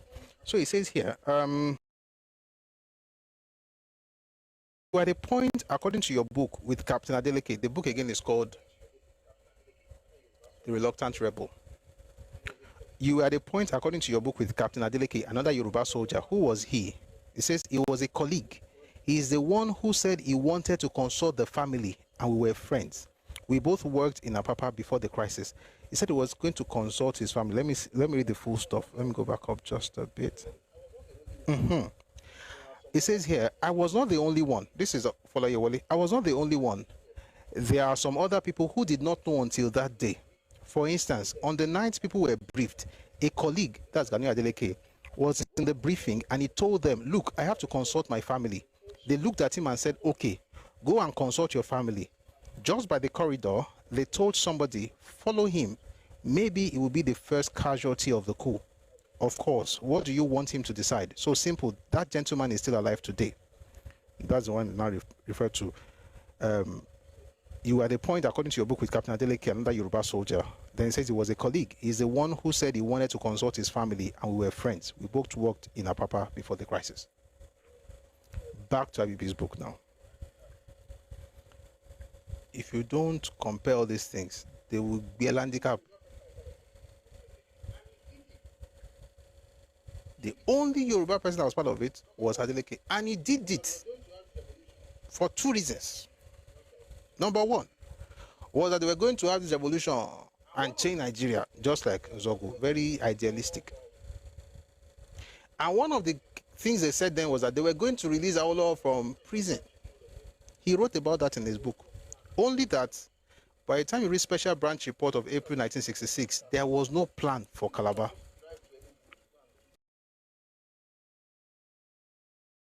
supposed to drive to Enugu to go and do the one in Enugu. Something happened to him. Something always happens. One day we should have a session on the coincidences of the first school. The coincidences, like, and every coincidence had to do with the Easterners, not the Easterners, the Igbos. Every coincidence had to do with them. If you're an Igbo person here, this is not your responsibility. I'm not blaming you as a person. I'm just saying that if you read the special branch report, it says clearly that there were civilians who were politicians who were involved in the planning of that coup. If you read the educated elite in Nigerian society, you will see the claim, the case that was made for the coup by Igbo intellectuals. So this is not, I'm not blaming you. I'm just saying that in history, this group of people from your ethnic group have done terrible stuff. May God have mercy on all of us. Sure. Until you tell me that it's beginning of marginalization, that's what I tell you, that don't bring wow. Let's go back to the book now. So we're going back to IBB's book. It says it should be remembered that some non-Igbo officers like Adewale Ademega, Captain Ganiu Adeleke, Lieutenant Fola Oyewole, and Olafemi were already mentioned. Ademega was part of the coup plotters. Those that, and I've told you why it did. Those other three did not know anything about the coup. They were coerced. And they were not the only ones that were coerced. Even Igbo, young Igbo officers were also coerced. And one of them, we read about him in Bengule's book. The man's name was Ayafulu. He was actively involved. He was dismantling and disengaging, disabling communication networks in P&T. He was doing it. He didn't know what part of a coup. Or a Bruku Tonteri. Let's go back. So he says here, it should be remembered that they were not Igbo. Another officer of Igbo extraction, Major John Obiano, crushed the coup. This John Obiano crushing the coup, again, is a lie. You know what? I don't know how far down that book is. 1 second. My father used to say something when he was alive. He says, anything worth doing at all is worth doing well.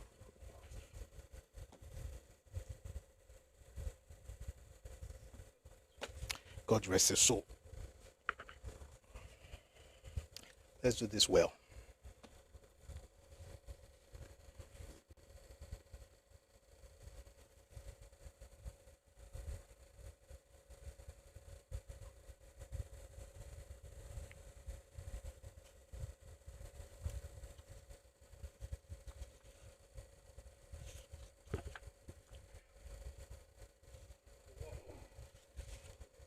This is Go On, the biography of a soldier statesman by J. Isawa Eligo.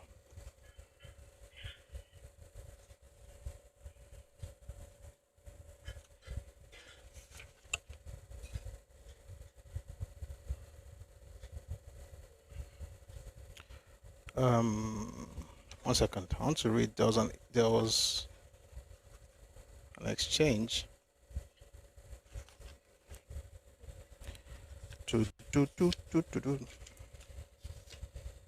Oh, great. Found it.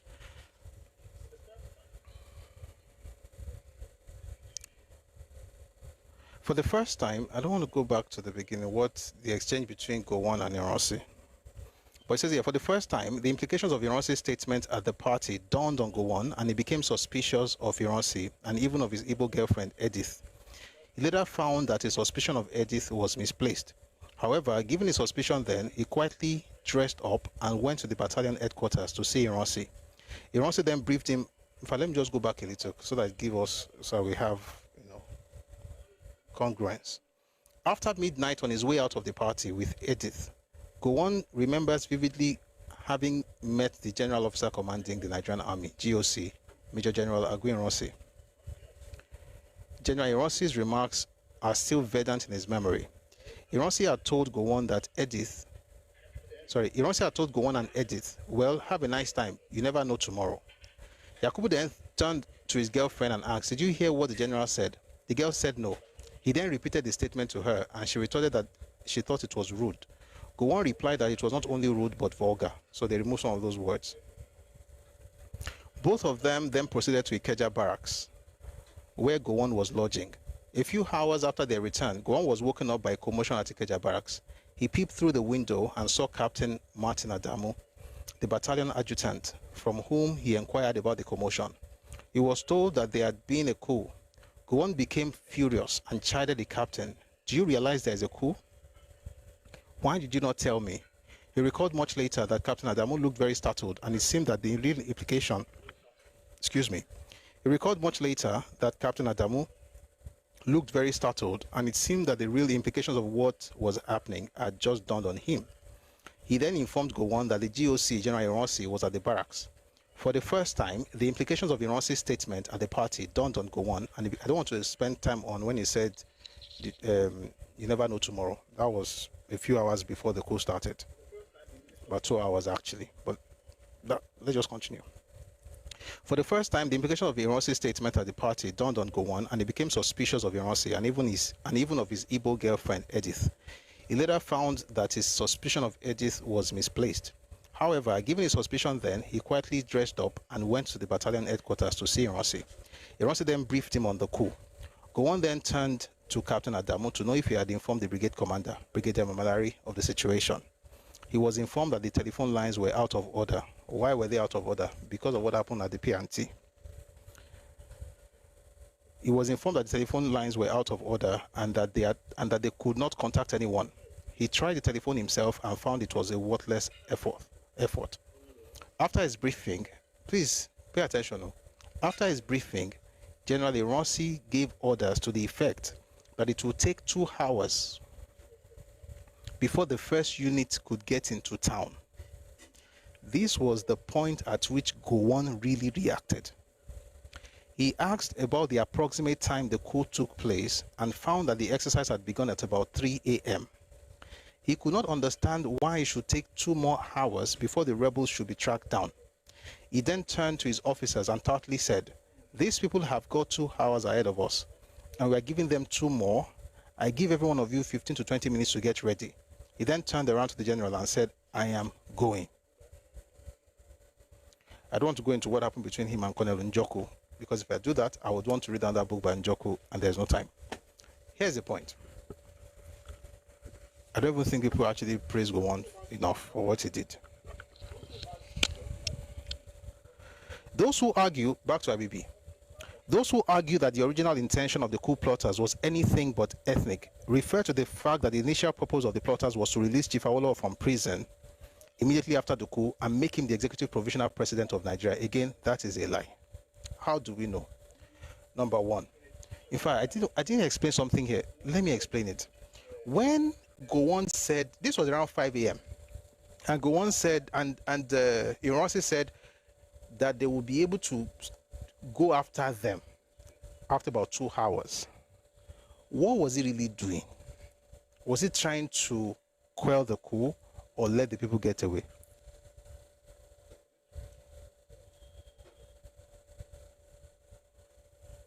Was he trying to quell the coup or was he letting the people get away? He said it will take 2 more hours. I don't know. I mean, whatever you think is fine. Your answer is as good as mine.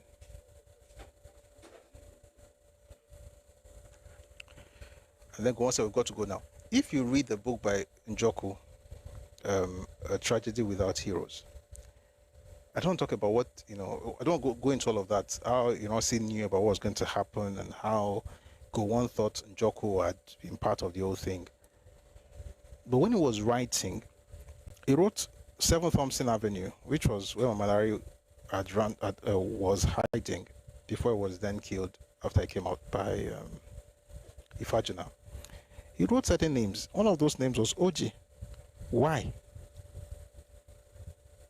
Why did he write Oji? He wrote Ifajuna. Why? At that time, Ifajuna and Okafor were in a car heading to Enugu. By 2:15 p.m., they were in Enugu. So how do I know? Go and read the book by Adewale Ademoyiga. You'll find it there. All right, let's just quickly finish because of time.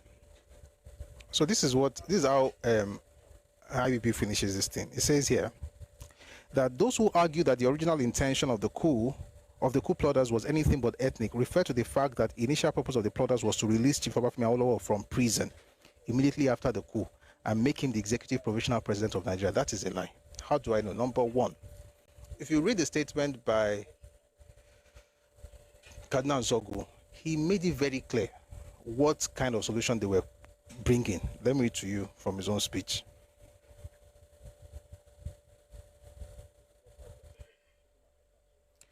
So this is radio broadcast by Major Chukwuma Cardinal Zogu announcing Nigeria's first military coup on Radio Nigeria Kaduna on January 15, 1966. In the name of the Supreme Council of the Revolution of the Nigerian Armed Forces, I declare martial law over the northern provinces of Nigeria. The constitution is suspended and the regional governments and elected assemblies are hereby dissolved. The aim of the Revolutionary Council is to establish a strong, united, and prosperous nation, free from corruption and internal strife. Our method of achieving this is strictly military. Our method of achieving this is strictly military, but we have no doubt that every Nigerian will give us maximum cooperation by assisting the regime and not disturbing the peace during the slight changes that are taking place. Our method of achieving this is strictly military.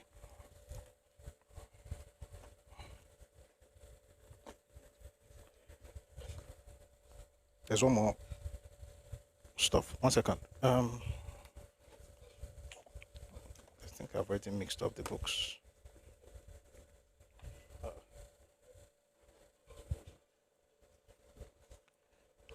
1 second. We're going to tie everything together, then we'll call it a day.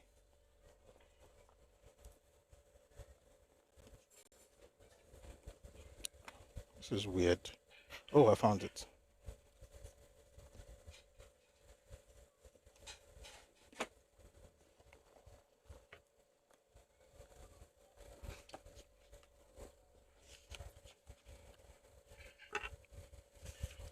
I'm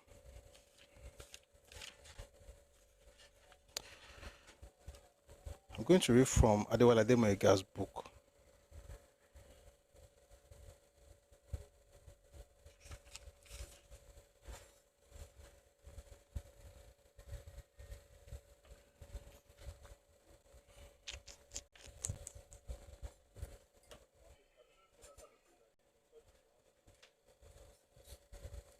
Someone says, Cardinal said after the coup that he's in touch with Iransi and Lagos.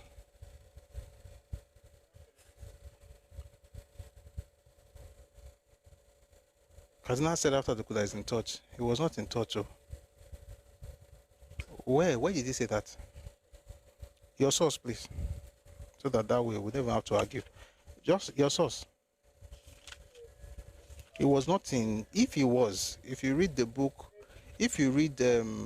by the book by Adewale Ademoyega, he said one of the reasons Cardinal Zogu actually surrendered was probably because he was not able to reach those of them in Lagos. And you are saying that they were together in Lagos, they were not in. No. And if you're talking about Iransi, that came up later. You know, we have to be careful of timelines. I could tell you that, you know, something happened, but you have to ask when. But I want to read to you. Oh, beautiful. I found it. From Adewale Ademoyega. So what did we see from Zogu? Zogu said, the aim of the Revolutionary Council is to establish a strong, united, and prosperous nation, free from corruption and internal strife. Our method of achieving this is strictly military. There is no precedent that this man was talking about, that IBB was talking about. They are going to make our lower president. They did not have that plan. Let's read from Adewale Ademoyega's book. Ideologically, the core of the revolutionary officers had agreed on a program of action to be implemented if we had successfully taken the reins of power into our own hands. This program covered areas of politics, economy, education, social, and foreign affairs. Politically, we believe that our immediate step would be to correct the worst anomaly of the 1957 Constitution by breaking down the country into smaller units or states. In other words, the 4 regions which existed till January 15, 1966 were to die instantly, and on their dead bodies were to emerge 14 states, each of which would be conterminous with 2 of the former 26 provinces of the Federation, except Sokoto and Oyo states, which were to be conterminous with 1 province each. In effect, there will be 7 states each in the former North and South.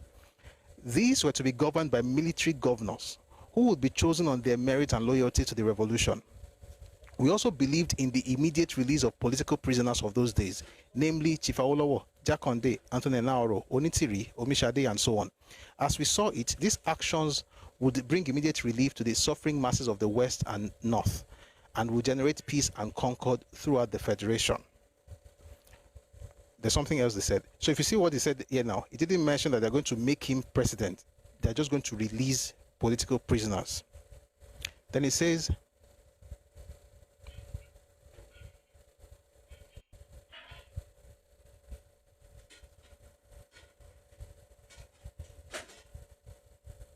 okay, that's about it, because I was reading something about sabotage and stuff. There's a point where he talked about how they were, okay, he's here, but it's long. Revolutionary principles, how they're going to have farms and enlarge farms and stuff. Under a planned revolutionary system, construction work will be done. The point is that they would work with other people, but the stuff is strictly military. So from Nzogu is strictly military. From this man, he said they're going to have military governors, and they believe in the immediate release of political prisoners. It did not say they're going to make anybody president. It was the Eastern Region newspaper. Question: what's the business of Eastern Region publishing that kind of news?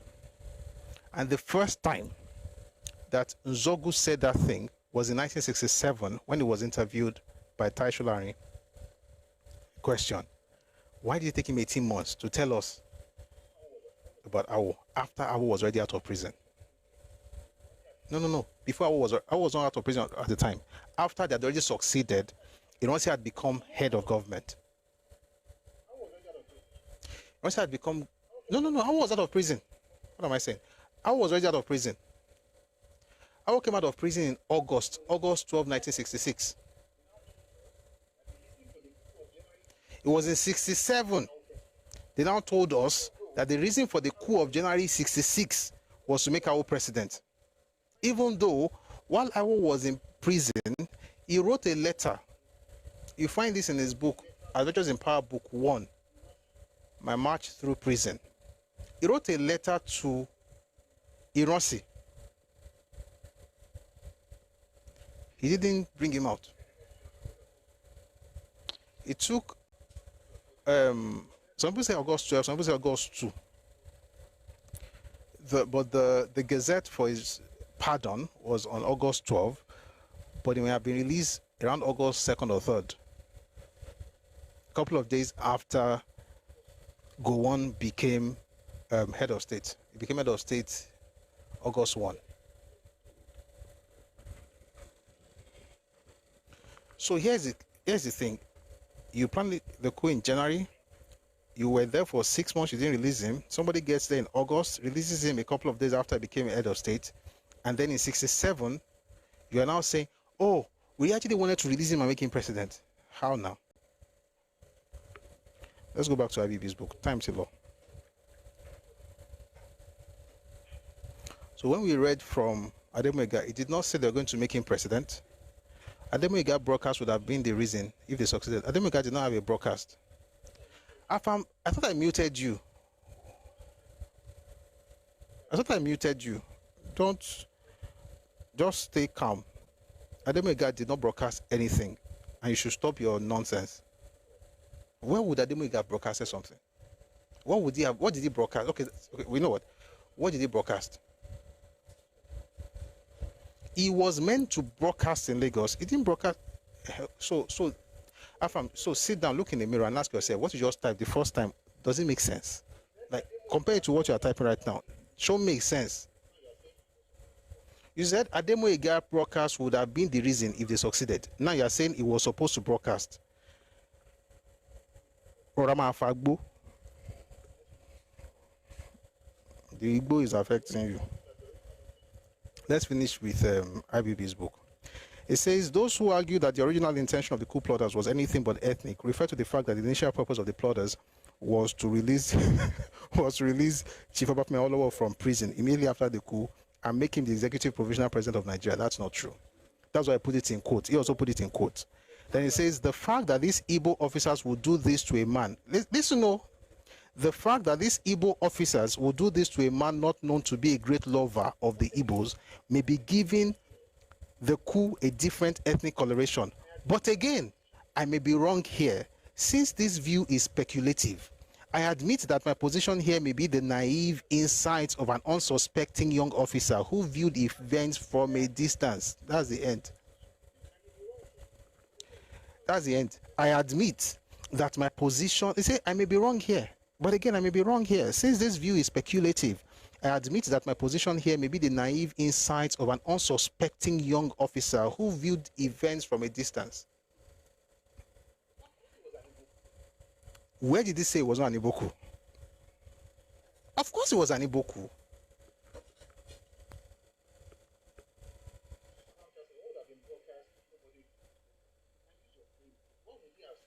Afam Charles said, what would have been broadcast? Nobody today know. You can use your brain. What would he have said? He would have said something similar to what Nzogu said in the north. And everything he was going to say, he publishes in this book that you told me to read, which you have never read in your life. Read the book, you see what they were planning. It's inside. But you will not read. You just be shouting at them all over the place. Have you met him before? Anyway, there was no time that this man said it was not an Iboku. He was just dilly-dallying. Some people say it's an Iboku, but he took on an unmistakably ethnic coloration. But maybe it's not an Iboku because they said there's going to become a kingdom. But maybe it was kingdom. But you know what? Whatever I say is the view of an unsuspecting officer. Like, I'm looking at things from a distance. That's what IBB said in his book. We just read it. So whenever you speak and they say, go and read IBB's book, ask them, have you read the book? So here's the summary or the conclusion of everything. That coup was an Iboku. And it was not an Iboku just because of his planners. There are three things to look at: the planners, the beneficiaries, and the victims. Or the planners, the victims, and the beneficiaries. The planners were mostly Igbos, but that could be a coincidence because there were more Igbo officers anyway. So you can't use that to judge. But actually, that's a major judge. Why? Because it was planned to look a certain way, involving people from different walks of life, not just the military, even the civilian guys. And that much you will find in the special branch report of April 66. The victims of that coup, all the politicians that were killed, none of them was Igbo. The major officers were people that could be a threat to Ironsi. They were unalived completely. In the most gory way. Right? It is true that certain people in that coup were revolutionary in nature, like Nzogu, like Ademoiga. That's true, but they were being used. Why? How do I know that? If you read, where I did not read today, if you read Gowon's book more, you see what happened, between that. It was Gowon, if I read part of it, that it was Gowon who had to tell the boys to get on, to go look for the coup plotters. Left to Ironsi, was going to take them under 2 hours. But if you read, since we've been reading, let's read one more, right? Now, the issue now is speed.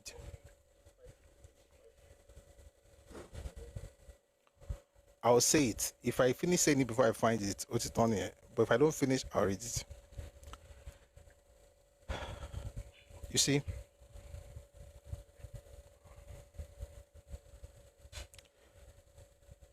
A Tragedy Without Heroes was written by Hilary M. Njoku.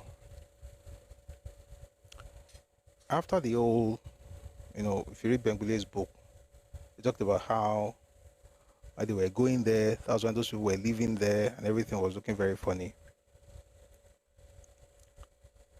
After they had left,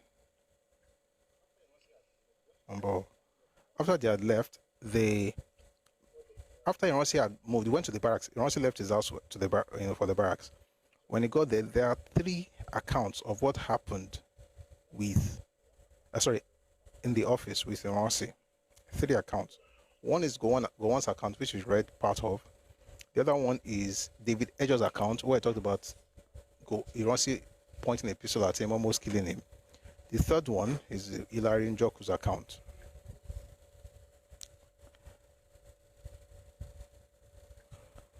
How come I can't find this thing? Maybe I should just say it.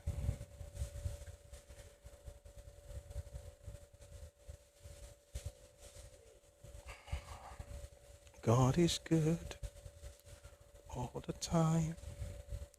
He put a song of praise in this heart of mine. Oh boy. I'll tell you what's in the book. So, Hilary Njoku said, I'm distracted because I'm trying to look for it. I want to make sure I read it, but if I don't read it, I don't know. Just give me a second. If I don't find it next 1 minute, then I'm going to tell you. Why do I like to read these things? Because I don't want people to say he's making things up, because it's not necessary. I don't think it's fair, to be honest, like to make things like this up. And also, like I always say, I wasn't there, so it's important to actually read the books of people who were there. That's the respectful thing to do. When I say respect, I mean respecting the listeners, so it doesn't look like I'm making things up. I have 30 more seconds, I think, and I found it. I found it.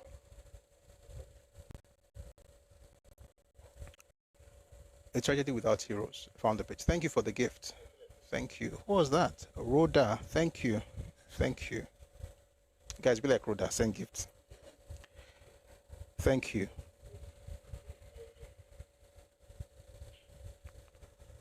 But they said, here's Hilary Njoku, by the way. This is Hilary Njoku.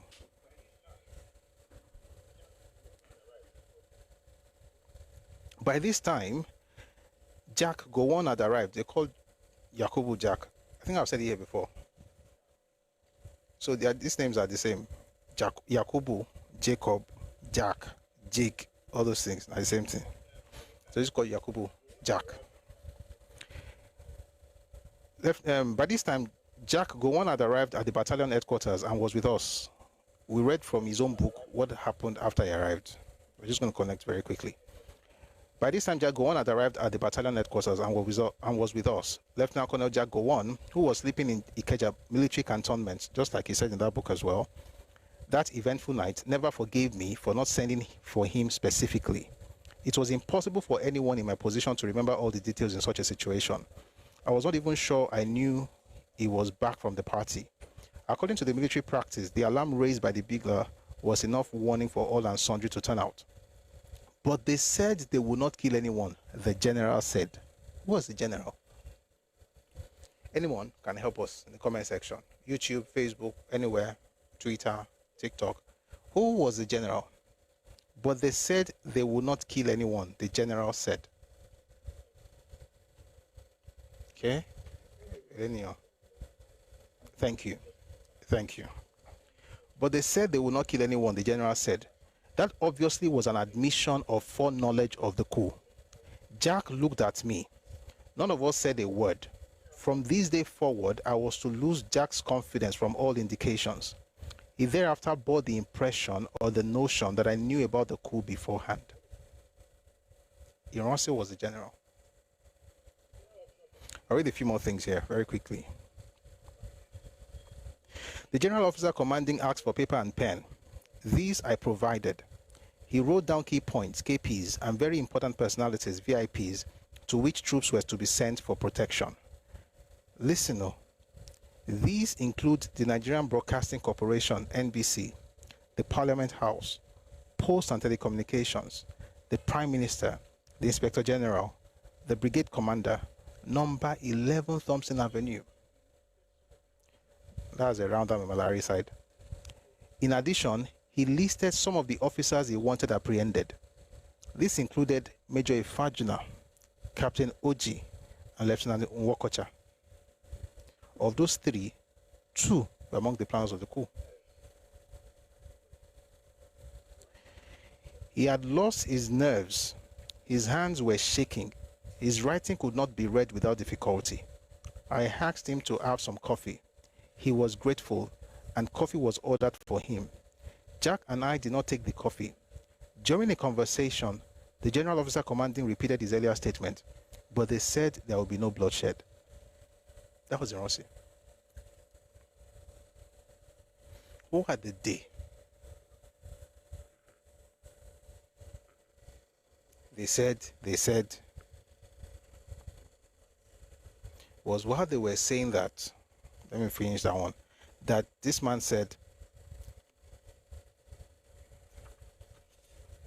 that he asked them, why are they still waiting? He says, after his briefing, General Rossi gave orders to the effect that it would take 2 hours before the first unit could get into town. This was the point at which Gowon really reacted. He asked about the approximate time the coup took place and found that the exercise had begun at about 3 a.m. He could not understand why it should take 2 more hours before the rebels should be tracked down. He then turned to his officers and tartly said, these people have got 2 hours ahead of us and we are giving them 2 more. I give every one of you 15 to 20 minutes to get ready. He then turned to the general and said, I am going. Curiously enough, Gowon observed that Colonel Njoku, who wrote the other book I just read, who had said nothing all this time, then asked him, if something happens to you, who would look after the boys? Gowon then retorted that if the officers who had been killed meant nothing to him, Njoku, they meant everything to Gowon.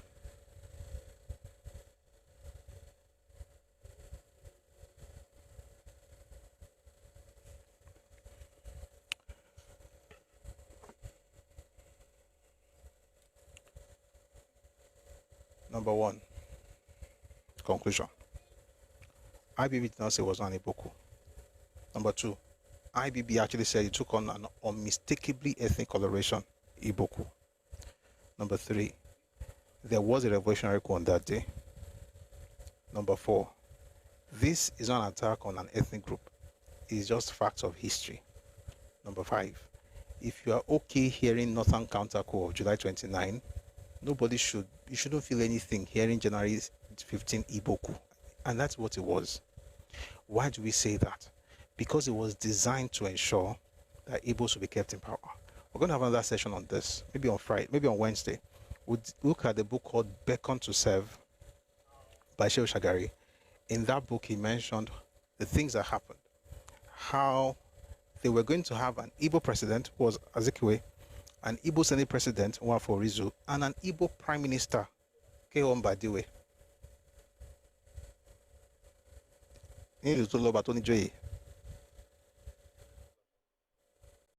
It was planned work. We're going to discuss that on Wednesday, 4 p.m. if I time. Tomorrow we'll be here. We're going to listen to a conversation on Awu and Akintola, 4 p.m. if I time West African time. But on Wednesday, I'll go just a bit deep. Just to discuss some of the things that happened and what Mbadiwe, Orizu, and there's a document. It's not your time.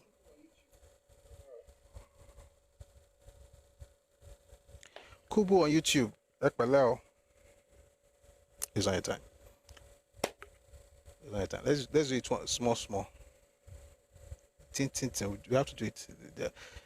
Somebody wrote something in the comment section earlier. I saw it. I just like that as if I didn't say it. Let me tell you something. There are things that should be known. There are things that are known that cannot be discussed. There are things that can only be discussed in bits and pieces or bit sizes. It's not everything that you know that you can say. But the ones that can be said should be said. And even when we are saying it, we also have to be careful so that we don't weaponize history against a particular ethnic group. It's not about that. I could tell you, for instance, about what happened between Afaja and the Fulani. It doesn't mean you are necessarily weaponizing. So every Fulani you see now is something. That's not how it works. But you can understand the history and what happened, and you can pick the lessons. But also, don't let anybody gaslight you by saying things like, it wasn't really IBB said nothing of sort. The book you're asking about, I've mentioned the book several times, Go On, The Biography of a Soldier Statesman by J. Samuel Laigo. Someone says, so if the coup succeeded, it will still be a problem between the revolutionary and Igbo intention coup. Are you dumb? The coup succeeded. What are you talking about? You know, I've been listening to you since. I've been watching you. Don't let me talk, I beg. Please. Please. Please. Like, you are doing too much. What do you mean to be a problem between the revolutionary and Igbo intention coup? We already know what will happen because we saw what happened in the north. The revolutionary coup was successful in the north. Guess what happened? The Igbos took over. Who did it? Two people. Ojukwu and this one, Alexander Madebo.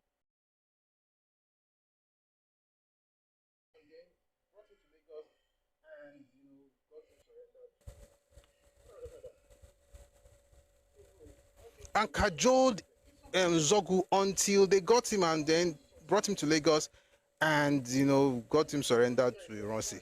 What are we talking about? You say, oh, what if the revolutionary coup succeeded? It succeeded. Both coups succeeded. It went exactly how it was planned. You know what? When we come on Wednesday, we'll talk about it. What happened was how it was meant to happen. There's nothing like it was not successful. It was successful to the T.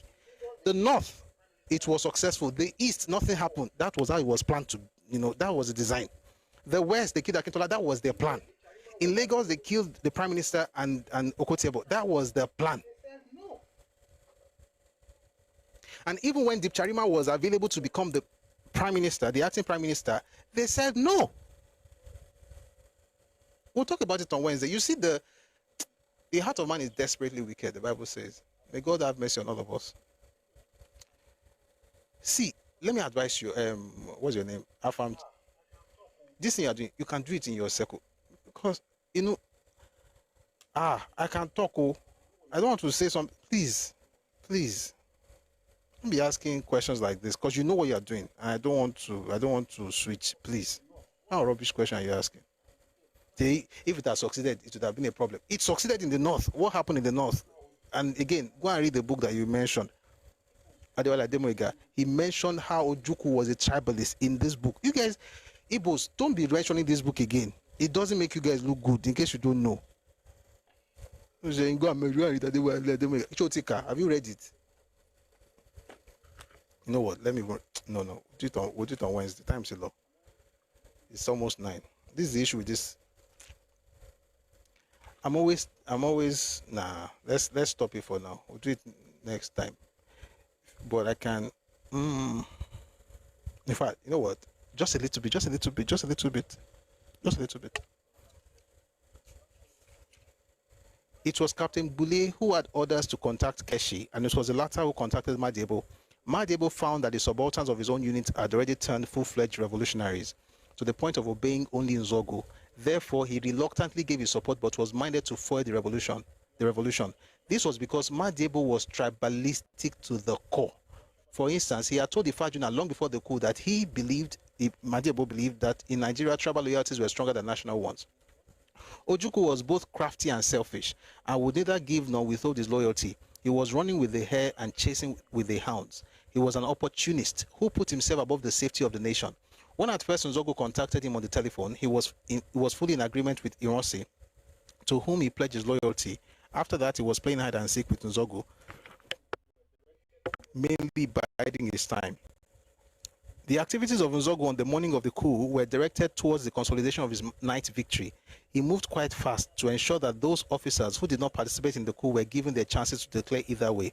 But Nigerians, being what they were, fought shy of the truth and declared for the revolution, when in fact they were opposed to it. I'm going to go very, very, very fast. So we talked about Nzogo went on air, broadcast the revolutionary coup. So he wrote everything about our method of achieving it is strictly military. I'm just going to move very quickly. So he wrote the entire speech here. The acting president of the Federation, Dr. Nwafo Rizu, could not appoint a substitute prime minister. It's not like he could not appoint. He did not appoint. We'll talk about it on Wednesday, not today. All right. Fast. Okay. So he says here, university students throughout the Federation hailed Nzogo and the revolutionaries. These were proofs that the revolution was popular. Unfortunately, it was at this stage that the revolution proved most unlucky. For as soon as Nzogo finished his orders and before the officers dispersed to prepare for the battle, Major Madebo sought Nzogo's attention and impressed it on him that the revolutionary battle was very unnecessary. He argued that since Ironsi had accepted the coup as a fait accompli, it was all that Nzogu could wish for. He insisted that Nzogu would be demonstrating an unbridled lust for power if he launched his proposed attack. Nzogu was trying to launch an attack from the north. Then he says here, he advised Nzogu to cancel his plans and surrender to Ironsi, who would gladly carry out Nzogu's revolutionary plans. But this was an act of deceit. Madiebo was being mischievous. He did not reveal to Nzogu that he was in constant contact with Ironsi and Gowon, who had both instructed him to destroy Nzogu's revolution. He pretended to be talking in earnest to Nzogu and posed to be a friend of the revolution. By this, Madiebo showed himself as an enemy of a revolutionary Nigeria. This was the reason why an officer of Madiebo's caliber did not reach the peak of his career and output, except in the tribal and reactionary war of Ojukwu in Biafra. Madiebo acted as an instrument for Ojukwu and helped the latter to prolong the dreadful and wasteful war, which did nothing but destroy the cream of the Igbo race. Nzogu took Madiebo's deceit for good advice, stood down the troops and cancelled the plan. The reactionaries recorded success only at the barracks, where they in fact staged a palace coup against the revolution. It was in this way that Ironsi usurped the revolution to his advantage and put some of the revolutionary officers to flight. Please, we have to be careful when we say things like, we don't know what would have happened, we know. Let's just say that, okay, well, you say you don't, you say, no, you say we will never know. If you say we don't know, it's okay. Like all of us, even now, we are ignorant of some things. We don't know. But when you say we will never know, I say nobody ever said anything about it. That's what happened to the one that succeeded. The ethnic coup, the ethnic one, let me tell you something. Both of them succeeded. The revolutionary succeeded, mostly in the north. The Igbo coup itself was what actually succeeded, and it swallowed the revolutionary coup. And they could not have done more than that in Lagos. Why? It was designed that way. If it was not designed that way, pray tell, why was Ifajuna out of Lagos? And he was already in Enugu at the time. It was in Enugu by 2:15 p.m. And this other gentleman, Adewale Ademoyega, was sitting in Djibouti at 4:30 p.m. Why did he leave that early?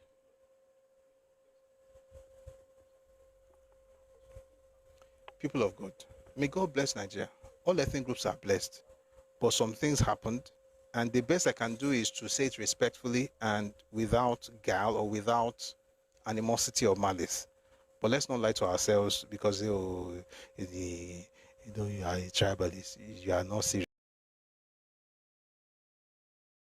God bless Nigeria. IBB did not say it was not an Igbo coup, it was an Igbo coup. It was 100% an Igbo coup, and it's a shame that it went the way it did. And what Ironsi did on January 16, 1966 was the direct thing they've been working on since 1944. They were supposed to accomplish it in 1964. It didn't work. So in 2 years, they came up with a plan, and it worked. If you don't know what they planned in 44, we can talk about this some other time. May God have mercy on Nigeria. May Nigeria heal, Nigeria grow and develop. But we have to confront the truth. Somebody says, well, the two-factor authentication. I'll talk about the two-factor thing when we come on Wednesday. Was it that one? The civilian one was there. Then the military was there. That's a 2FA. We'll talk about that on Wednesday. Again, this is not about one ethnic group is bad. That's not the point. It's just that when you discuss history, you discuss what happened, right? And it's important that if a people nurse an ambition for 22 years to rule the federation perpetually, these were their words. I'm quoting them verbatim. To rule the federation perpetually by 1964. They had a 20-year plan from 1944, the Igbo National Caucus. A 20-year plan that by 1964, they will rule the federation perpetually. And when it did not work, they sat amongst themselves and gave themselves 5 years. It's written. It's in books. We've read some of those things here, but not today. Say by 69, they must accomplish that. Well, 66, they accomplished it.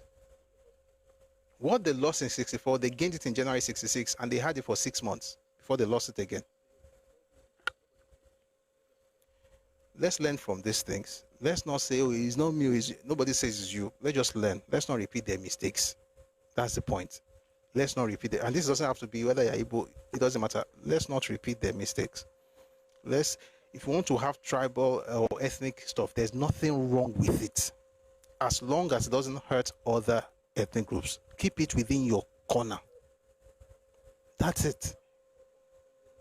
Nigeria is a combination, is a aggregate or conglomeration, so to speak, or aggregation of different nations.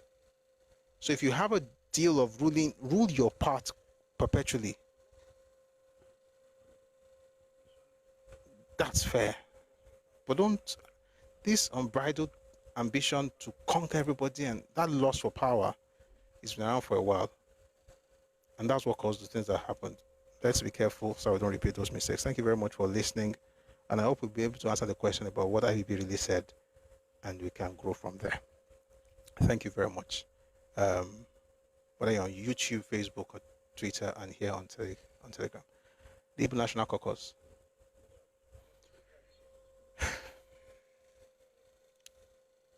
Here are the sources for that statement.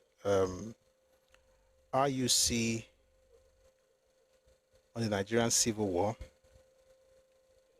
just before dawn by Collier Motoshaw, the educated elites in Nigerian society by E. Ayodele. All of them quoted the RUL collection on the Nigerian Civil War and the library of this man, Ikejani. So that statement I just made, I'm very careful with that statement, by the way. Very careful with it. But it's not, I'm not flippant with it. I'm just saying, hey, these are the places you find those things. And they didn't publish those things today. They started publishing those things around the time of the war, around 68, in the 70s. The youngest source I mentioned has to do with the Igbo National Caucus plan is 1985. That's the youngest, or the latest. But they were published in 68, 70, 74, I think, was when Educated Elite in Nigerian Society was published. May God bless Nigeria. May God bless everybody. But let's not lie, and let's not hide behind one finger and say IBB said something. It didn't say it. IBB was very careful. Wanted one Nigeria. I also want all to be peaceful. But it was like, he literally said, he took on an unmistakably ethnic coloration. But it's not an Igbo. But maybe it was an Igbo. But they say it's an Igbo. Actually, it was an Igbo. But they said it's not an Igbo. Maybe it's not an Igbo. But maybe I didn't see it very well because I'm very young and I saw it from afar. That's the solution. If you think that's anything, what's the answer? You can make up your mind. I like that man. It dribbled everybody. But hopefully you've gotten what he really said. Someone said something in 2023, lost election, I ran away to MHQ to beg for coup. May God help all of us. Is 8:52? We're too late. We've got to run. I think we spent quite some time on this. Announcements. Friday, Redomi Republic. If you want to be part of it, please go to Linktree/Redomi Republic and register. I just put up the details there so you can quickly see it.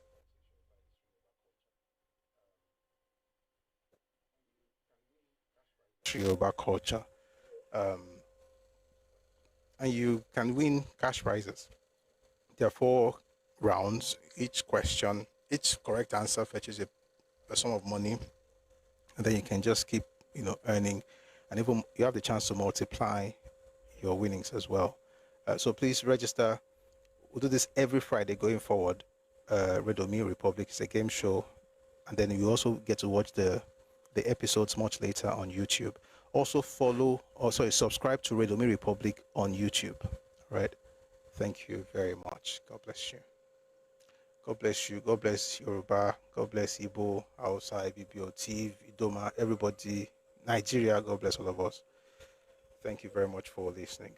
All right, we're going to have our anthems now. If you'd like to support what we're doing, by the way, we also require a lot of support, right? We need a lot of support. Usually, I'll put on my account details, but you know what I'm going to do? We're going to listen to the anthems here. Before we do, let me put this up. if you like to support it, because so with the game you can win. For now, the max you can win is 100K, right? But I want to get up to 1 million at the point. Like Barolon, Amadibe. You know, yeah. The highest a contestant can make right now is 100,000. We're going to scale later. So, and every session, we want to have between 3 and 4 contestants every Friday. 3 and 4 contestants every Friday. So if you'd like to support us, please reach out to, use the bank details, or you can reach out to me if you want. Busui Oris on Telegram. Niger Giza says, Azikiwe also knew about the coup. If not, planned it with them, concept. That's the one I said. The time has not come. One day we'll talk about that one.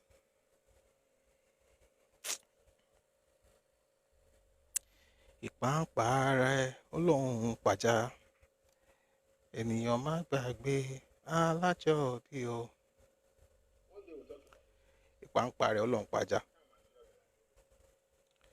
One day we'll talk about those things. You'll be shocked at the kind of materials that are available, but it's not your time. And the material, I don't say, it's not like it's only with me or it's all over the world. It's not even, there's nothing special. It's just, it's in books, it's everywhere. Everybody has it. Well, if you want it, even the ones I mentioned right now, it's when you start reading that you want to read more. That's how this thing works. So you read something. If you notice how I read, so I'm reading something, then it mentions someone. I'm like, that person, what does that person have to say about this thing? Because that's how you have a balance, take. So look for what that person has to say. Then you compare. Then that one mentions another person. Then before you know it, you are now surrounded by books on a particular topic. All right. So did Azikiwe know about it? Of course it did. Of course it did. Of course it did. 100% it did. Kubo says he was trying to let the coup plotters get away. Yeah, you don't say was. Wiseman says, Prof, seasoned military generals like Babangida, of course, be expected to make a balanced statement. Well, I don't even know if that statement was balanced. If we look at what he said, it's not really, you can say it's balanced. He said it took on an unmistakably ethnic coloration. That's what he said. He then said, oh, but some people said they had a plan to make Awolowo the president. So if they do that, then that means it's not really ethnic. But really, just be wrong, because I was a very young, naive officer and I was looking at things from a distance. What has he said? Think about it. Baba Egbon.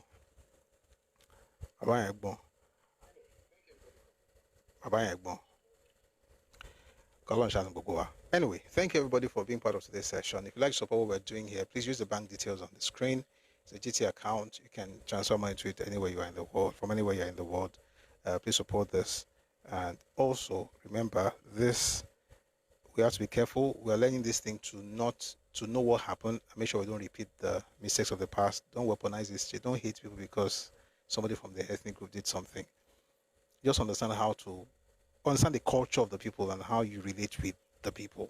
But don't project hate towards anybody, because you don't want to have that in your bosom. Hate is a terrible energy and it destroys both the carrier. In fact, it destroys the carrier more than the person you're trying to hate. So let's make sure that we remember these things. It will help us in our lives. Thank you very much for being part of today's session. I want to thank everyone who has been power tapping on TikTok, on YouTube, on Facebook. You've been liking and sharing. Thank you very much for your support. I haven't read from Facebook, so let me read something from them. Again, Facebook, there are too many screens here, but I'll make sure I'm paying more attention to your comments. I think I read some earlier. I'll see if there's any new stuff here. Us Uyi says we don't have to discuss these issues of 1966 school. It was 100% Igbo.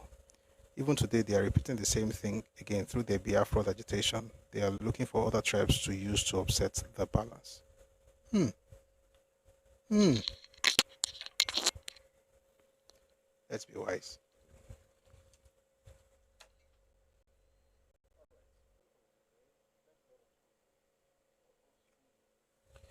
All right, we're going to call it a day. Thank you very much, Osi. Os Uyi. Thank you. Thanks, everyone, for liking and sharing, and thank you for your support. I saw somebody give a train earlier. Thank you very much. Thank you for your generosity. So whatever you gave, whether it was a, I think I should be talking more about gifts. I don't talk about it much, enough. But you guys, be generous, and thank you for your generosity. The one give coin and rose and train. God bless you, everybody. And if you like to support us again, use the bank details on your screen.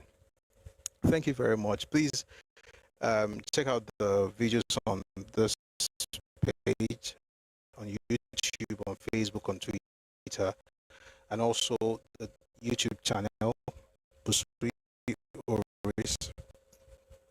Excuse me. Please check those things out. You find a live sessions that we're doing. They're always, curated there. So we use the YouTube as our repository. So you can always go there, previous. Again, Redomi Republic on YouTube. Please subscribe. That's where we're going to be putting the content, the game show. Be here tomorrow, 4 p.m. if you're time West African time. Please join us early. We're going to be discussing Awu and Akintola, and yeah, it's going to be very nice one. It's short because it's Tuesday, so thank you very much. We're going to call it a day now by playing our anthem, but for folks on YouTube and Facebook, we're going to have to let you go because of copyright issues. All right, but thank you very much for being. We're going to play the Nigerian anthem and also the Yoruba anthem. Koloma Kwatunrio, may God bless you and keep you. May God bless Nigeria. May God bless every ethnicity within our borders. And may our nation work. And may we not repeat the mistakes of the past generations.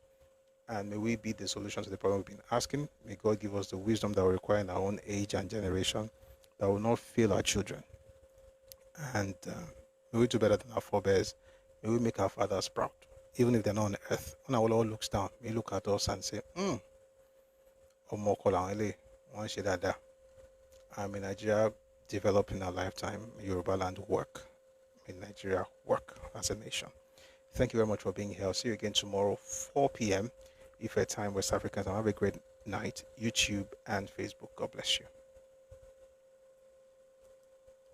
The rest of us on TikTok, it's time for our anthem.